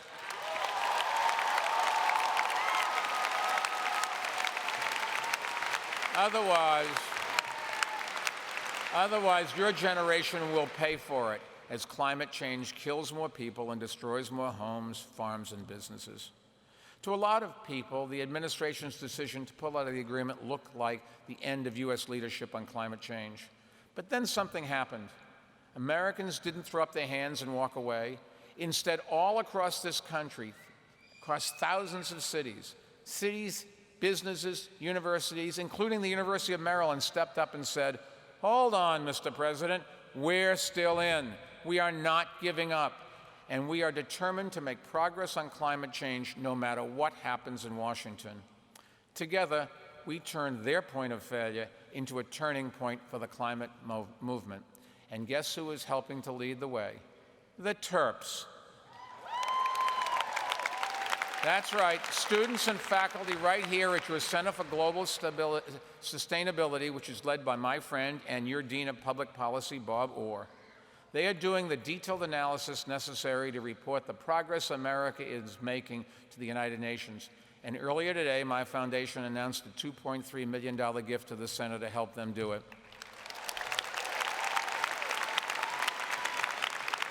It's part of an effort we call America's Pledge, because we can't afford not to honor the pledge we made in Paris.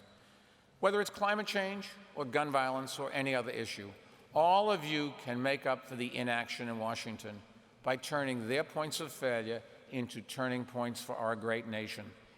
I'm optimistic that we can rise to the challenge because I've seen your generation's creativity and sense of social responsibility. I believe in you, and I believe in the spirit of 1912. That spirit, that willingness to do great things in defiance of long odds, has always shaped America. Now it's your turn to extend that tradition. When you experience a setback or failure, that's okay. Don't lose heart. In America, you can fail and try again and again and again and still have hope of succeeding. Or at least in New York, that's what we say about the Knicks. Graduates, when everything burns down around you, don't walk away. Fight for what you believe in. Ask others to join you, and demand that politicians run the risk of doing what's right, not what's easy. You will never regret it, and our country will be better for it. So before you leave this great institution today, go step on the point of failure, because this really is a turning point in your life. And it's only the beginning of amazing and inspiring achievements that you are capable of. So tonight, have one last can of Natty at Bentley's. Okay, maybe two, but not 77. And tomorrow, carry the spirit of fearless ideas that you learned here wherever you go. Congratulations and best of luck.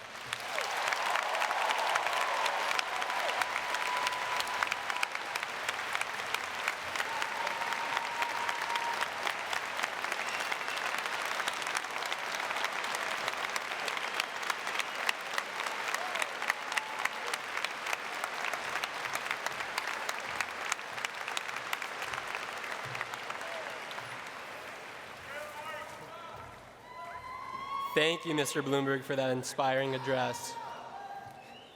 To help you remember this occasion, we present you with this memento on behalf of the graduating class.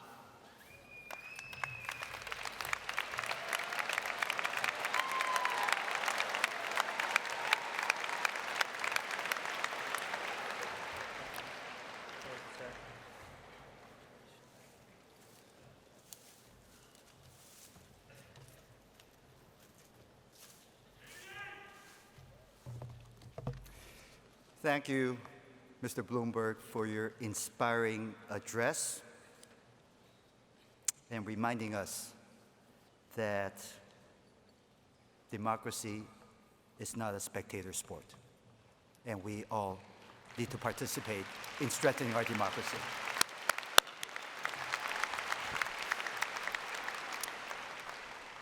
It is my honor to bestow upon Mr. Bloomberg an honorary doctorate of public service in recognition of the scope and impact of his career. So, Mr. Bloomberg, please join me on the podium. And Provost Rankin, would you please read the citation?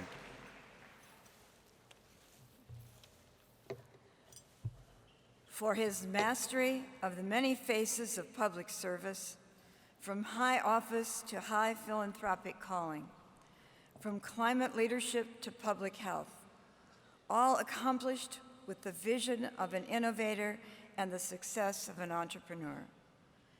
This champion of education inspires this do-good innovation campus through his model career in public service.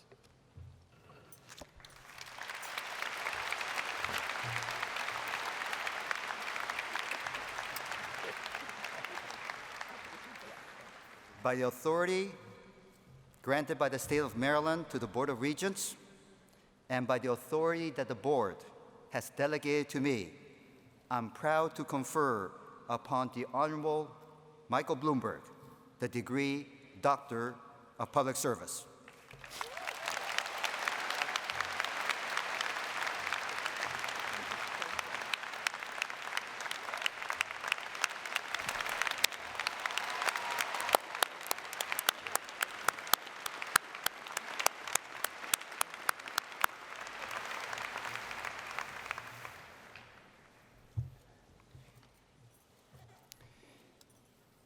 The late Supreme Court Justice Thurgood Marshall said that none of us got to where we are solely on our own.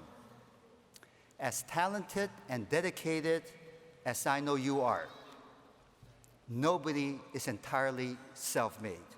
Somebody bent down, helped you put on your boots, taught you how to tie those boots, and because of that person or persons, you are here today. Of course, those people who help you are around you. So I would like you to recognize your parents and friends and family who are here, but I need to choreograph it. So, and these are the steps. I'm going to recite them first, but don't do them yet. First, I'm going to ask that the parents and families and friends who are here to stand up, not yet. And after they stand up, I want the graduates to stand up and face them. And then as they face them, as you face them, and you cheer your parents and friends and family who are here, the band will play a salute. So, would the friends and family members who are here please stand up? Would the graduates please stand up? And would the band please play a salute?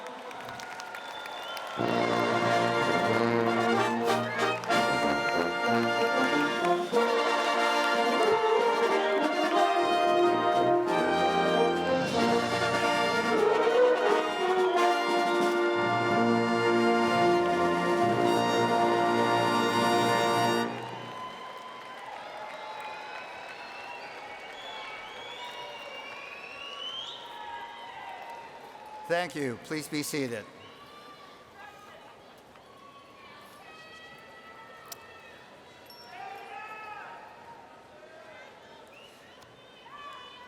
I now call upon our deans to step forward one at a time, introduce himself or herself, and introduce their respective college with their usual flair and exuberance as befits the occasion.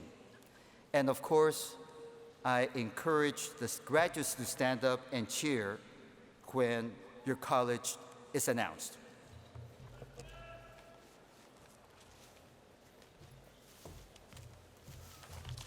President Lowe, thank you. Will the graduates from the College of Agriculture and Natural Resources please rise, be recognized, and yell and scream?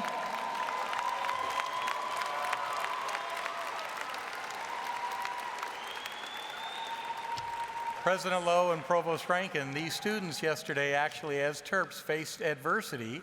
In the middle of the ceremonies, we had a tornado warning. And they were forced down, half of them forced down into the basement, and half of them were in the middle of the armory, and they did absolutely outstanding. Congratulations, students.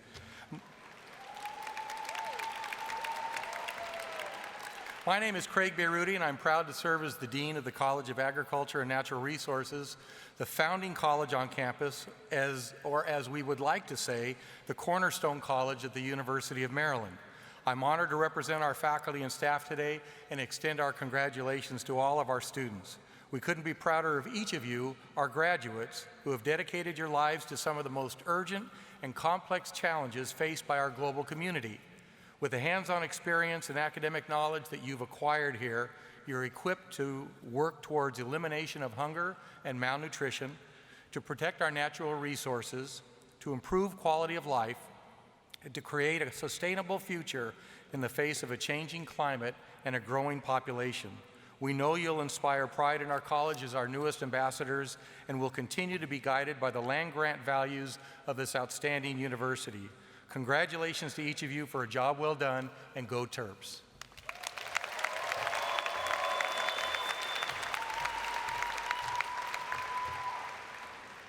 Good afternoon, Maryland. My name is Don Linebaugh, and I am the very proud Interim Dean of the School of Architecture, Planning, and Preservation. Will the amazing graduates of Maryland's Built Environment School please stand?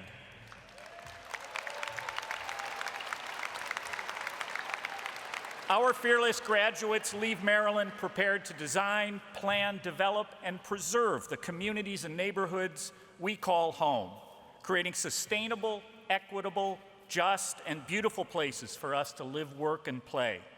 Over the past few years, and I think you'll like this, Mr. Bloomberg, our amazing students and their colleagues in engineering and education have rocked it at the U.S. Department of Energy's Solar Decathlon competition. The interdisciplinary Maryland team has taken first place once and second place twice, literally the best record in the world. Designing houses, yes, you can clap. Designing houses that demonstrate innovative approaches to environmentally sustainable buildings. Most recently, in the HUD Innovation and Affordable Housing Competition, our students took first place in a field of over 60 national teams, including those places like UC Berkeley and Yale. Even better, this is the second year in a row that Terps took first place in this innovative and socially responsible design competition.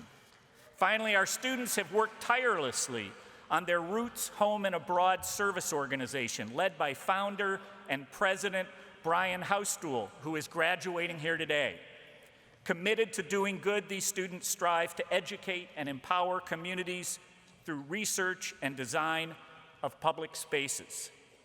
Please join me in congratulating the award-winning, the innovative, and the compassionate students of the School of Architecture, Planning, and Preservation.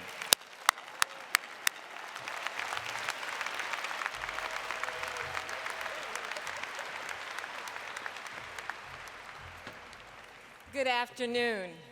I'm Bonnie Thornton-Dill, Professor of Women's Studies and Dean of the College of Arts and Humanities. And I just want to say that I stand here as the proud dean and in this position, and I want to thank you, Mrs. Coates, because I stand on your shoulders, and as a result of your journey, thank you.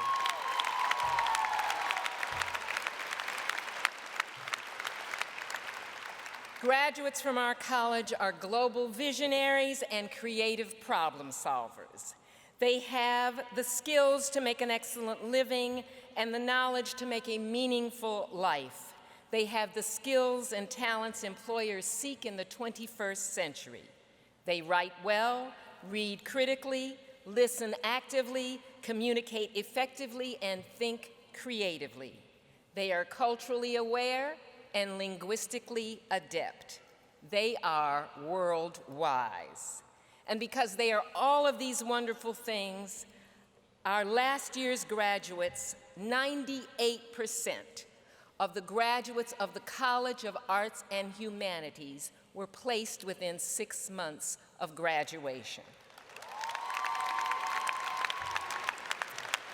They were placed in jobs in graduate schools and in service programs or started their own businesses. The College of Arts and Humanities is affectionately called ARHU.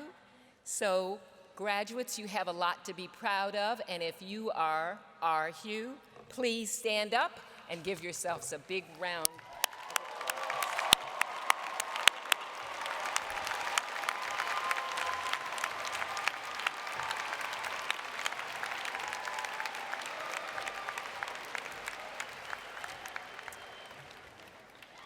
Good afternoon. My name is Greg Ball, and I'm the person lucky enough to be the Dean of the College of Behavioral and Social Sciences that we call BSOS. Will the candidates for degrees from BSOS please stand?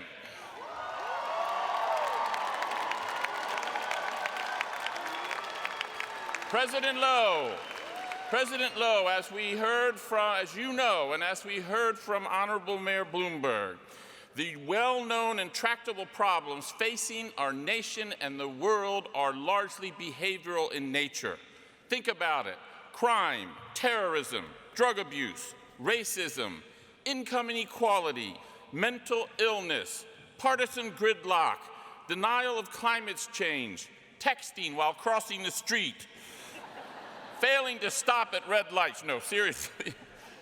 These are the challenges our society faces, and the award-winning, nationally ranked programs in the College of Behavioral and Social Sciences has trained our students in all manner of the social and behavioral sciences that make our graduates ready to be the solution to take on these challenges. Please release my students and let them get to work. Thank you all.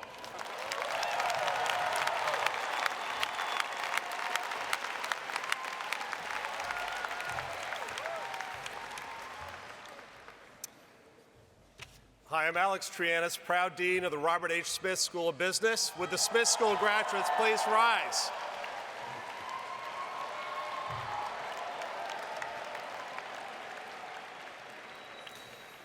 At Maryland Smith, our students learn core business principles related to finance, marketing, operations, and strategy.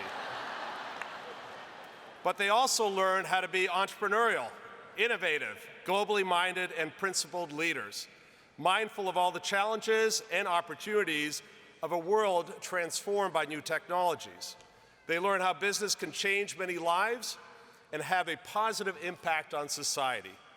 Much of this they learn through the power of uniquely challenging and collaborative experiences. As one recent example, many of our Smith students, working alongside students from engineering and computer science, assisted entrepreneurs from 9 countries in Africa. For instance, they improved the process of getting birthing kits to mothers to improve safety during childbirth, and they enabled access to clean water for poor communities. This is the real potential of business, to create applied, scalable, systemic, and increasingly digital solutions to some of the biggest challenges facing the world today. Smith graduates, you will be innovators who analyze complex problems and disrupt the status quo. We're incredibly proud of your accomplishments, and we're excited to send you out into the world. You have so much potential. Do something fantastic with it. Lead fearlessly.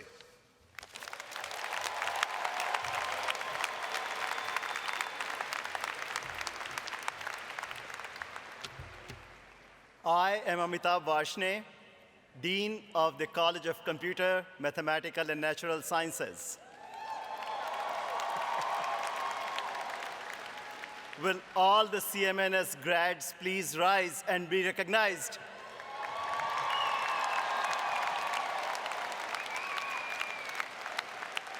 These graduates will become world-class scientists, mathematicians, researchers, healthcare providers, educators, and innovators and entrepreneurs. They will find cures for cancer and other diseases. They will use data science and machine learning to solve difficult problems and drive innovation. They will understand climate change and help mitigate its effect on humans and ecosystems. They will make internet a secure space. They will create new vaccines and medicines. They will make quantum computing a reality and bring it to every home. They will identify distant objects in the farthest reaches of our universe, and they will invent technologies that will transform life as we know it. These graduates will have a huge impact on our world. If you are a fearless science Terp, please give a big cheer.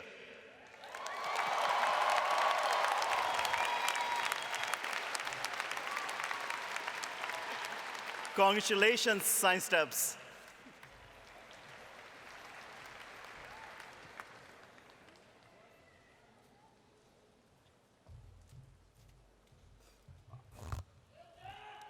Good afternoon. My name is Jennifer King Rice. I'm a professor of education policy and the very, very proud dean of the College of Education. Would graduates of the College of Education please stand and be recognized?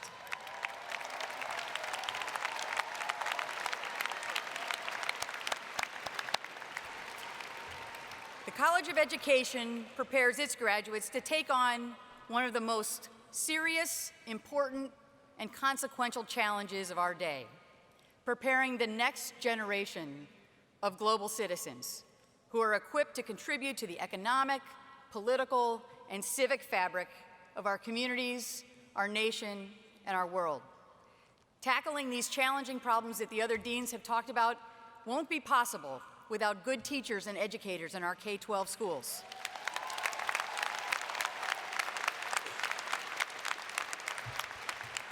And our graduates of the College of Education will take on that role. They will be teachers, counselors, policymakers, scholars, and transformative leaders committed to work that improves the opportunities and the outcomes of all individuals.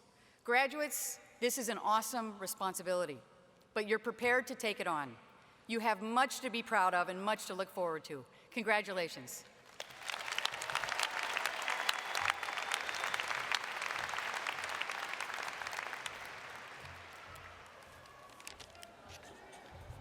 Good afternoon. I'm Dean Darrell J. Pines, and I'm the Dean of the A. James Clark School of Engineering.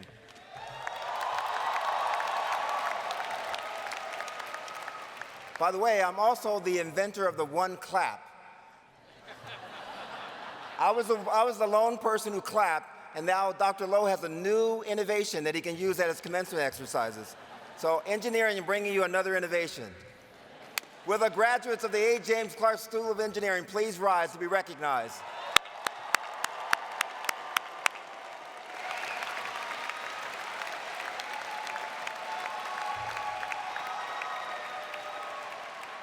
President Lowe and Honorable Mayor Michael Bloomberg, this is our quasi-centennial year, 125 years of excellence. And these graduates stand on the shoulders of giants. And let me just highlight a few of them that have come from the University of Maryland. George Lauer, the inventor of the barcode. You've used it every day when you go through your food market. Robert Brisman, inventor of Sirius XM radio. You have that in your vehicle, some of you in this room. Emilio Fernandez, the inventor of the electronic book, you call it the Kindle. How many of you have a Kindle? You can thank a Maryland graduate for that from the Clark School. And finally, if you're as blind as I am and you have contact lenses, you probably didn't know that the invention of the contact lens came from another Clark, Mr. Jim Clark, but not the same namesake of the school, but he invented the contact lens. So to the graduates, yes, you can clap for that. So to the graduates, you stand on the shoulders of giants, and we expect big things from you. Yesterday, our keynote speaker, a golden Terp from 1969, Emilio Fernandez, told you the job is all about the new. Don't be afraid to occasionally fail. Those so-called failures are integral to innovation. We would not be here if it wasn't for failures. He told you that Thomas Edison once said, "I have not failed. I have just found 10,000 ways that won't work." Very simple. He told you to go find those ways that will work, that will solve climate change, that will solve energy. So, graduates, go out there and be fearless innovators, and create a world that has never been. Congratulations.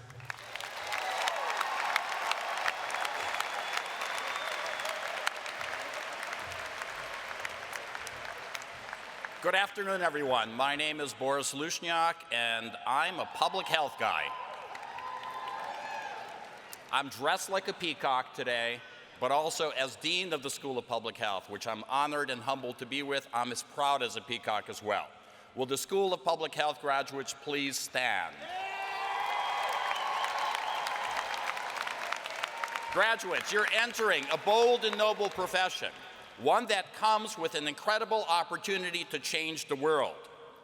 Need I mention the issues that stand before us? We talk about women's reproductive health, women's reproductive rights, gun violence, opioid addictions, vaccination hesitancy, obesity, and the lack of physical fitness, global health and climate change, all have their repercussions on the health of our society.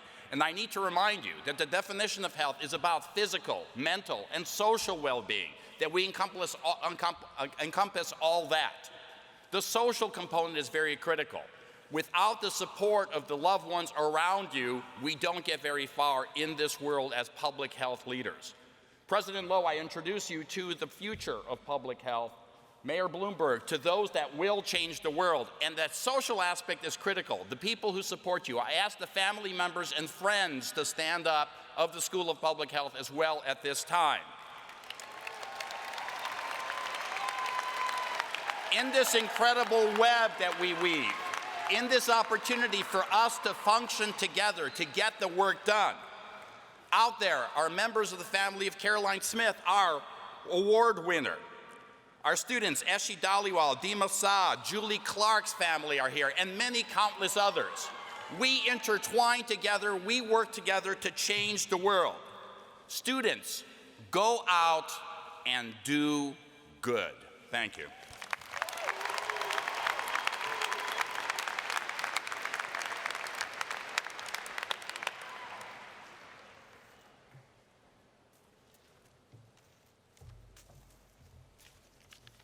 Good afternoon. My name is Keith Marzullo, and I have the great pleasure of being the Dean of the College of Information Studies, Maryland's flagship high school. Will the members of the high school, the graduates, please stand up and cheer?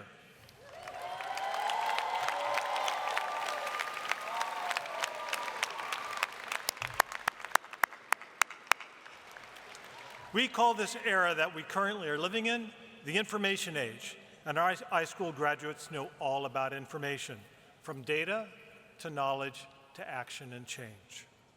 The high school graduates cultivate, change, and catalyze individuals, communities, society, and the future. And they're doing this through their skills, their talents in technology and information, and mostly in people. All of you, I present to you the creators and shapers of the future, the College of Information Studies class of 2019.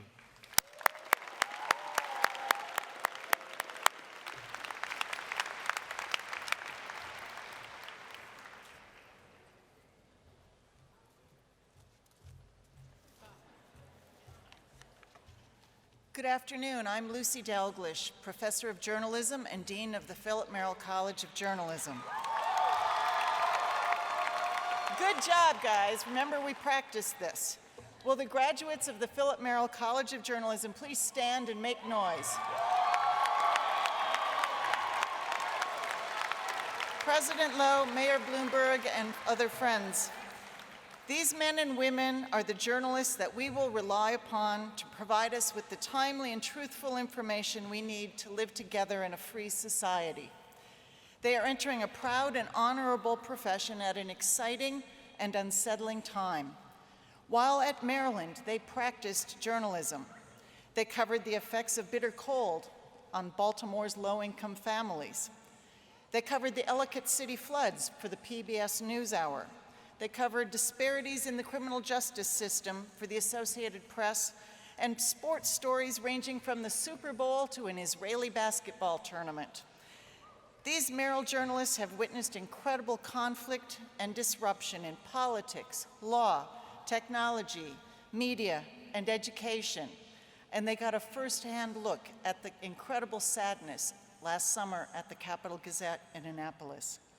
But they know that their communities, however large or small, need fair and insightful coverage of issues that matter, whether they be a presidential election or a local zoning controversy. Merrill College graduates can be counted on to speak truth to power and to shed light on the forgotten. They understand and will show us that practicing journalism is an act of citizenship. Congratulations, Merrill graduates.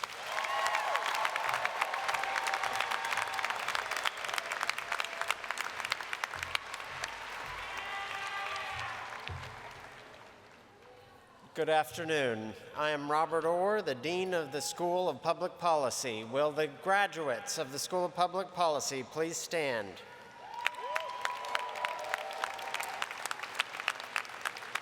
President Lowe, Mayor Bloomberg, ladies and gentlemen, these students before you have not only studied to serve the public good, they have already done so.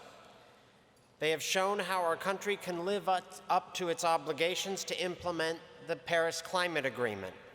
They have advised, supported, and created nonprofits to meet social needs from Prince George's County to Washington, D.C., to New Delhi, to Beijing.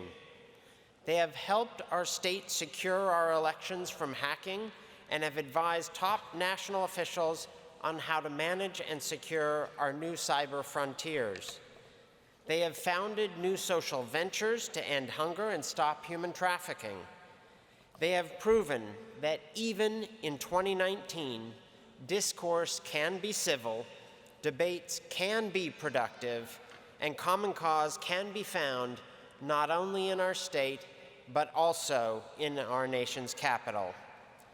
They have shown in word and deed that democracy is truly not a spectator sport, and they did all this before lunch. These graduates will make governing cool again. Congratulations, Policy Terps.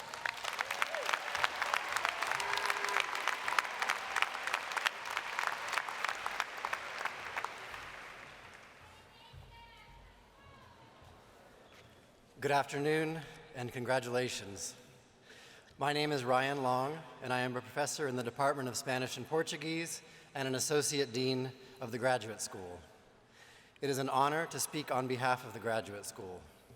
First, please allow me to congratulate an extraordinary group of undergraduates, the graduating seniors in the course on Mexican women writers I was privileged to teach this spring. One of their assignments was to create or edit a Wikipedia page about a Mexican or Latinx woman writer.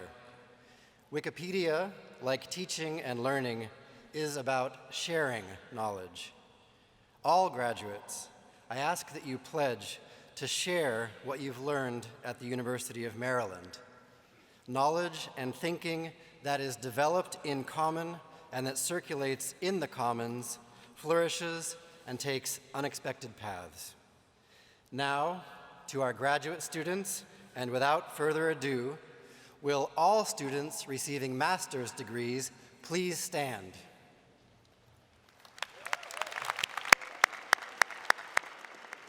The master's degree recognizes advanced study in an academic discipline or professional practice.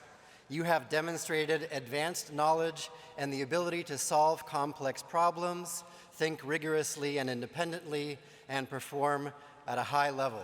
You are now a master in your field or profession. Congratulations.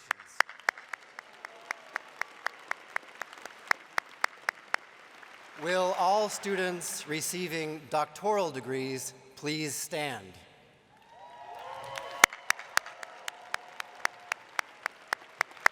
You are receiving the highest degree offered by the University of Maryland. The PhD is what defines us as a research university.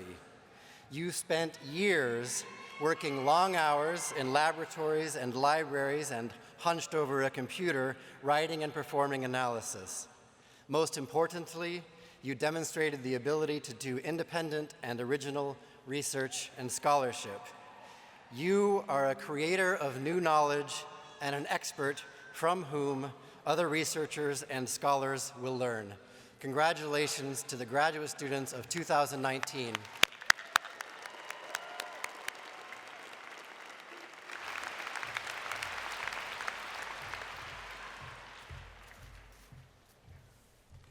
Good afternoon. I'm William Cohen, Dean for Undergraduate Studies. The Office of Undergraduate Studies runs programs that reach every student on this campus. We oversee the Honors College, College Park Scholars, the Academic Achievement Programs, Letters and Sciences, and many other offices that extend across the whole university, including the General Education Program, through which all undergraduates take classes in a variety of subject areas. Today, we recognize those graduates for whom the 90 majors offered at this university did not suffice. These fearless students designed their own rigorous interdisciplinary majors in the Individual Studies program. Would the bachelor degree recipients in Individual Studies majors please rise to be recognized?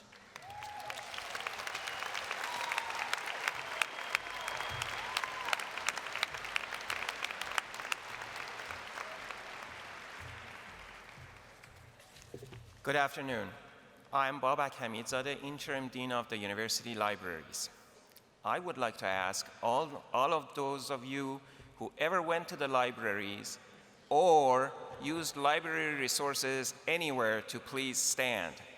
And that should be just about all of you. Yes, that is excellent.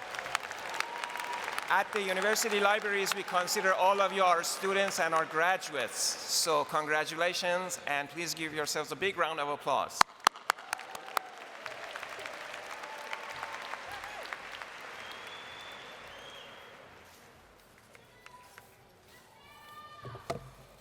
Thank you, Deans. It's great to see the energy and enthusiasm of our graduates.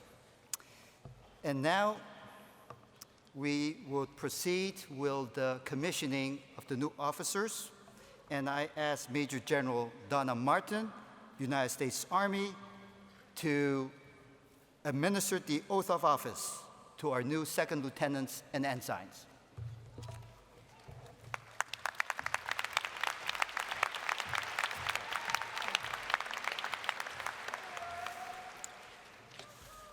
Warrant Officer Hugh Thompson willingly disobeyed a commander's orders and even threatened to open fire on American troops when he saved the lives of at least 10 Vietnamese civilians during the My Lai massacre.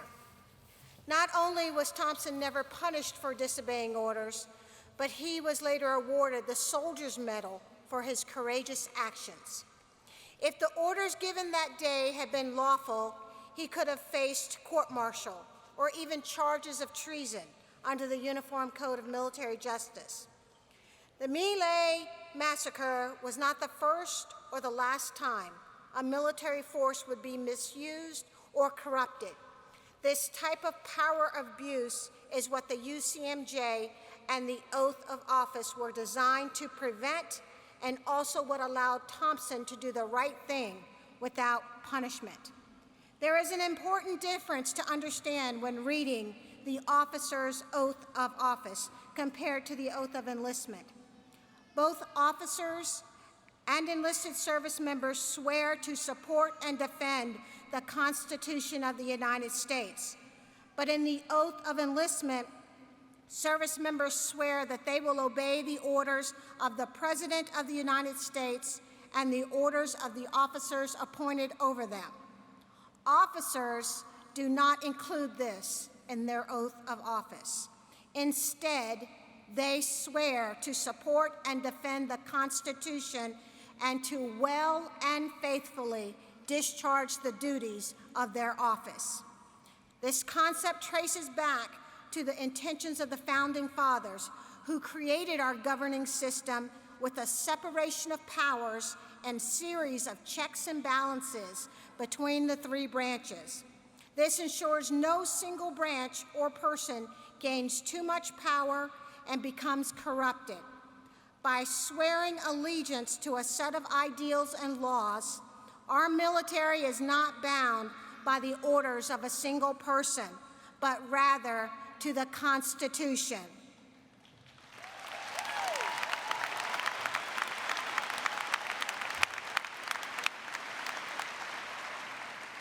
Ladies and gentlemen, at this time, I will administer the oath of office. Raise your right hand and repeat after me. I state your name. Having been appointed an officer in the Armed Forces of the United States, do solemnly swear that I will support and defend the Constitution of the United States against all enemies, foreign and domestic, that I will bear true faith and allegiance to the same, that I take this obligation freely without any mental reservation or purpose of evasion, and that I will well and faithfully discharge the duties of the office upon which I am about to enter. So help me God. Congratulations.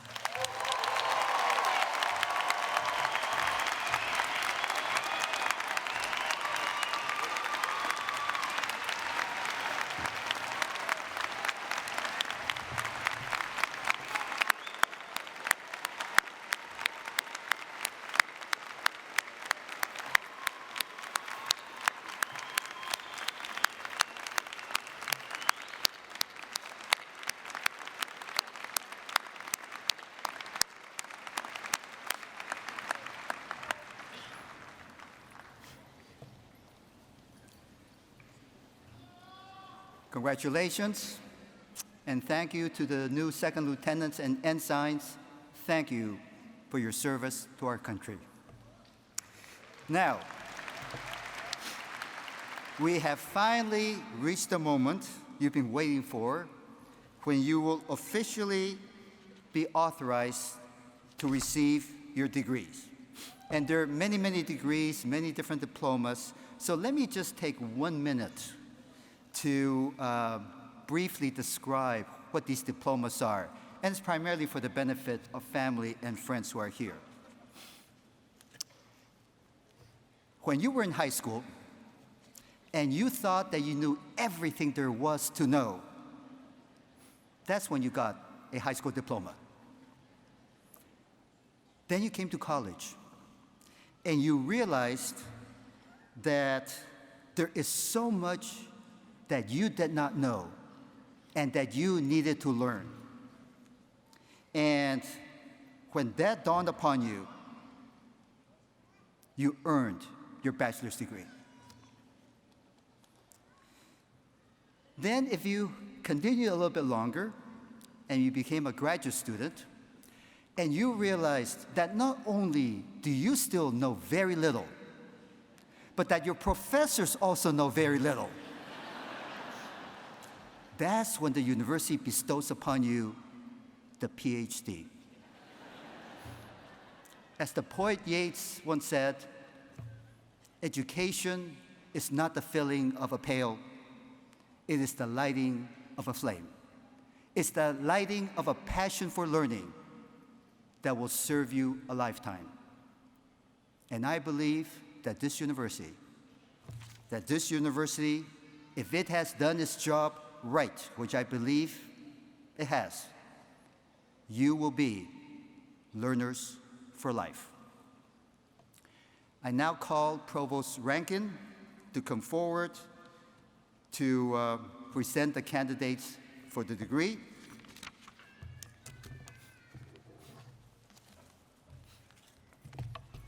Thank you, Mr. President. Will all candidates for all degrees please rise?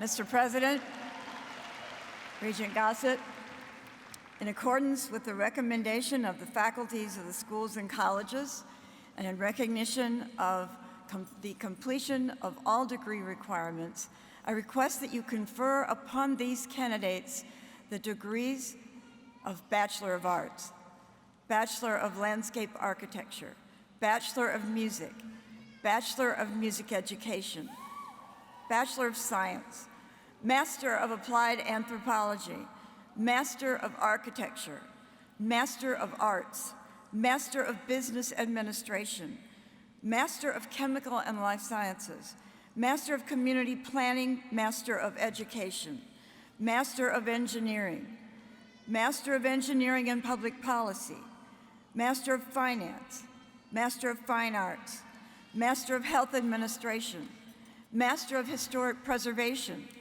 Master of Information Management, Master of Journalism, Master of Landscape Architecture, Master of Library and Information Science, Master of Music, Master of Professional Studies, Master of Public Health, Master of Public Management, Master of Public Policy, Master of Quantitative Finance, Master of Real Estate Development, Master of Science, Doctor of Audiology, Doctor of Education, Doctor of Musical Arts, and Doctor of Philosophy, as appropriate in each case. Congratulations, graduates. Go Terps.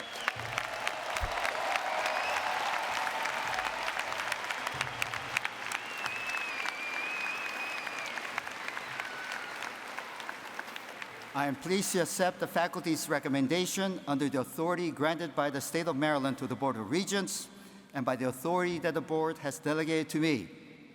I am delighted to confer upon you the candidates, the degrees as appropriate in each case. Please join me in another big round of applause for our new graduates.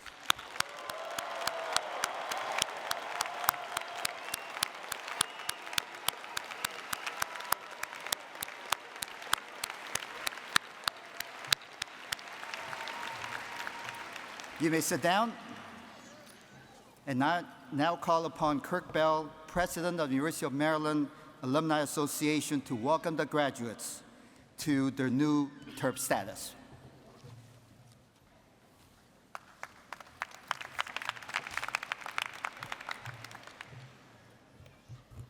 Thank you, President Lowe. Good afternoon. Welcome, class of 2019. It truly is an honor for me to be here to welcome you, because this isn't just any ordinary welcome. Today, I am officially welcoming you to the Maryland alumni family. It's good. You can cheer for that, right?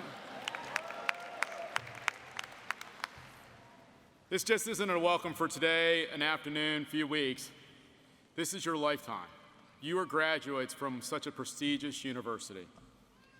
Beginning today and for the rest of your life, you are part of an amazing network of powerful, successful, civic-minded, and hardworking alumni. We are over 370,000 strong. So think about that in your networking or when you're out in LinkedIn and you want to connect with all those people. Make sure you connect with those 370,000 people. In some cases, Terp legacies span multiple lifetimes. My daughter Megan and my son Connor are alumni, and my son Ryan is a current student here. Whether you're part of a legacy of your own or you are the first in your family to graduate, you are forever part of our Terp community. That is very powerful.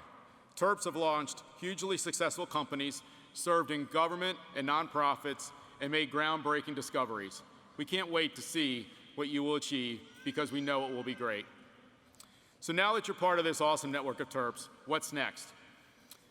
That's what we're here for. Your Alumni Association offers resources for finding alumni in your area, wherever the world will take you. We invite you to stay active by volunteering with fellow alumni or even mentoring the next generation of Terps who follow in your footsteps. And we encourage you to stay connected at one of our hundreds of events we host around the country. Display your degree proudly. Demonstrate to your communities what it means for you to have made it here today. In turn, Maryland will continue to make you proud to be a Terp. And before I close, I just want to say a couple things here, just off the cuff, and just about what it is to have Maryland pride. When you guys walk out of here today, you're all very proud of the university and everything that you've accomplished in your 4+ years here. But I want you to take time to think about the folks that came before you, the Golden Terps, 1969. They are tremendously proud that they came back today after 50 years of being here at the university. It truly has been an honor for me to get to know Ms. Coates over here of 1959 and the groundbreaking things that she had before her. It just truly is an honor. As an alum, it truly has been an honor the past 2 years to be your president. But I want you to think about all the people that have come through this university and how proud they were to be here. Don't lose that pride. Wear something of Maryland every day. Start a conversation about the university and how great it is to be here. This is a phenomenal place. Be proud of where you came from, and we hope to see you at homecoming. Stay fearless. Go Terps.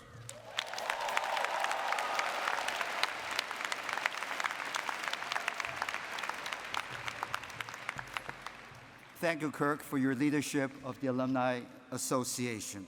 Now, I would now like to ask the seniors, the graduating seniors on the platform, to please come here to the podium to lead our graduates in the long-standing tradition that recognizes the receipt of your degree.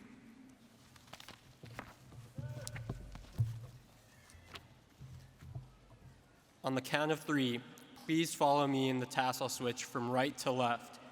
Can I get a drum roll, please? 1, 2, 3. Congratulations.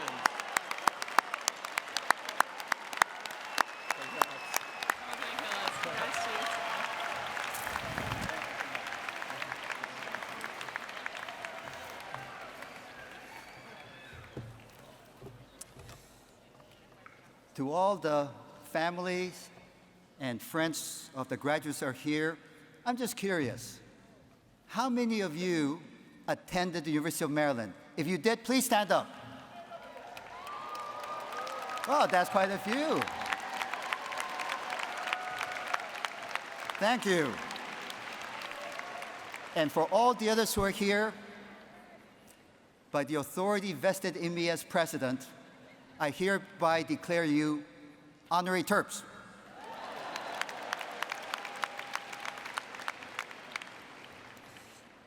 In a few moments, Mr. Colin Power, the Maryland Wind Ensemble, will lead us in the singing of the national anthem, and the words will be flashed on the screen. But because I'm incapable of singing, I would like to recite the words of the alma mater. And when I raise my arm, I want you to yell as loudly as you can, Maryland, and make the walls of Xfinity shake. All right? Hail, alma mater, hail to thee. Steadfast in loyalty, we stand for. Love for the black and gold, deep in our hearts we hold. Singing thy praise forever. Go Terps, go!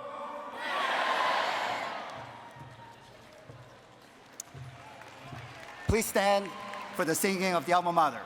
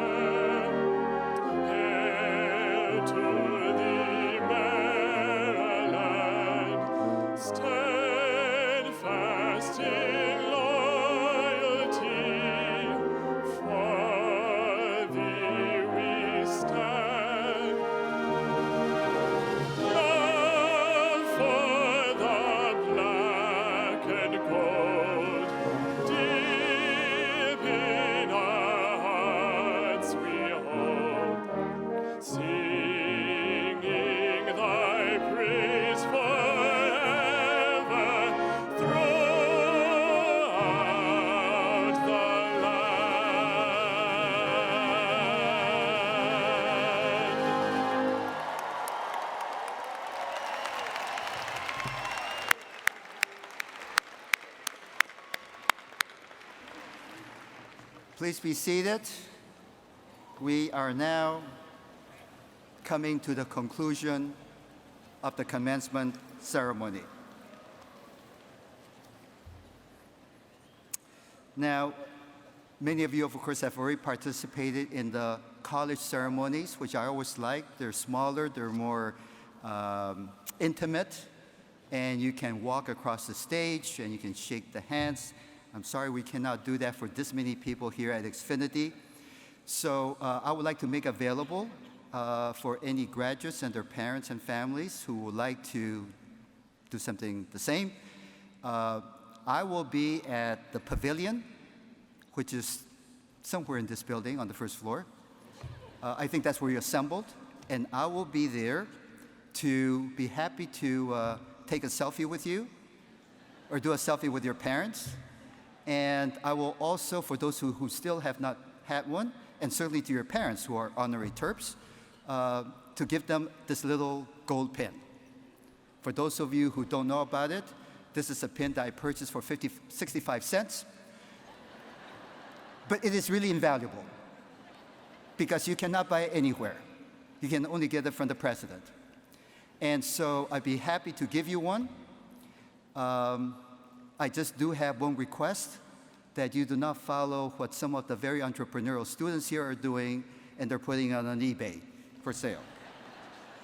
Because if you hold on to it, I'm sure it will go up in price.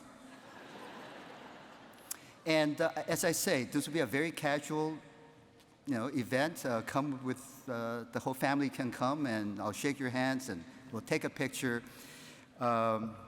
Because I think that should be part of the commencement ceremony. And I remember I used to love doing that when I was a dean, and I presided over those ceremonies. And I remember that one instance when years later, somebody ran up to me and said, "Dean Lowe, do you remember me? You gave me my diploma." And as I was walking across the stage to come and pick up this diploma from your hands, you leaned over and you whispered something in my ear. And it's been the secret to my success in life. I said, "Oh, so what did I say to you?" "Move along, move along."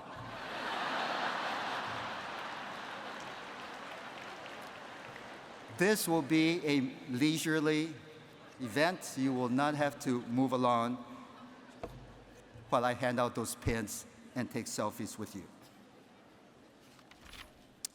So, let me conclude by just sharing briefly with you, because this has been a tradition that I've started, and this is primarily for the benefit of family and friends who are here, to hear directly from the words of the students themselves, from their tweets.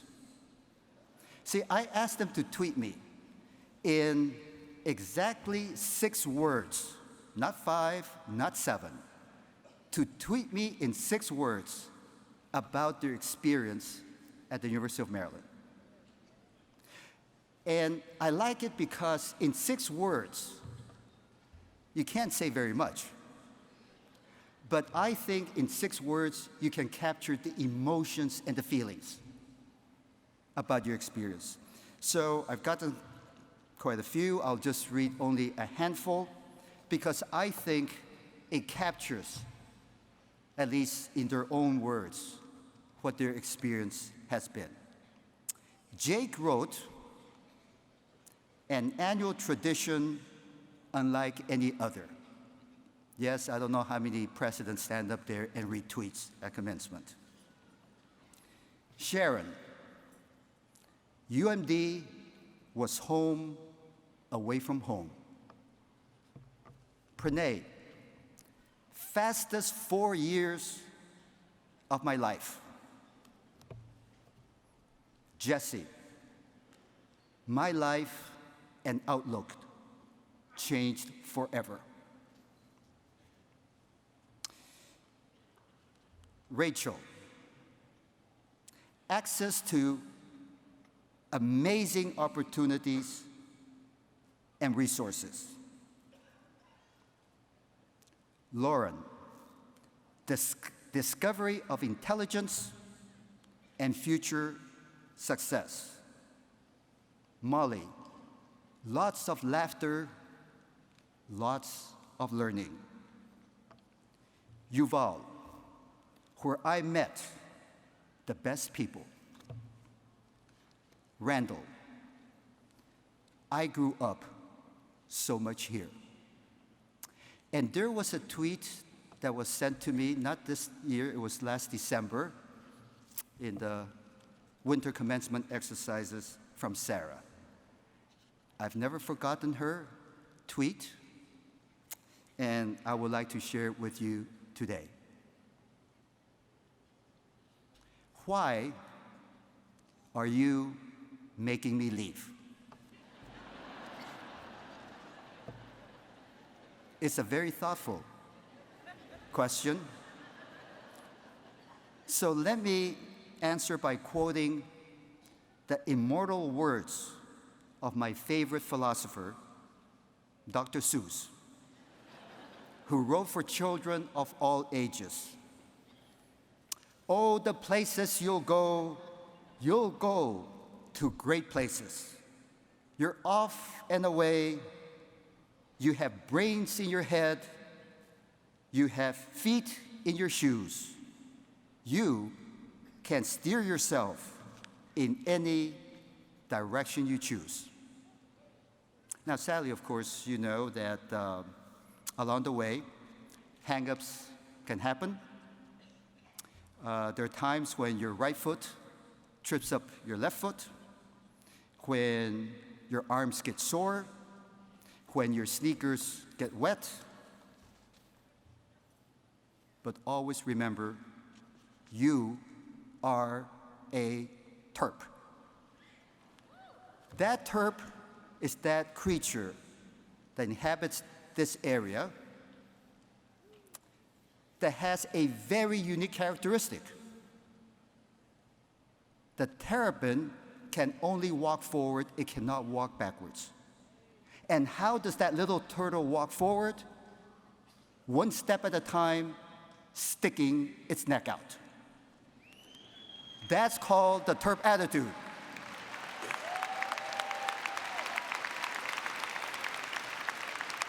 That's called fearlessness. It's also called moxie, grit, chutzpah. It's about perseverance, never giving up, never giving in. That's why generations of Terps have gone on to lead lives of accomplishment, commitment, and service, doing good in their communities. So going back to Dr. Seuss, will you succeed? Yes, you will indeed. 98.75% guaranteed. Today is your day. Your mountain is waiting. God bless you, and Godspeed.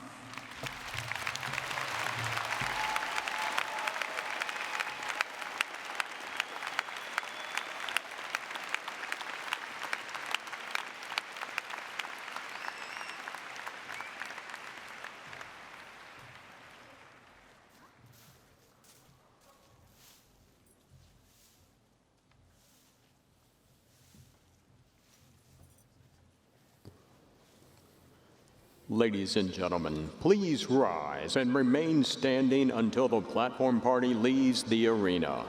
Thank you.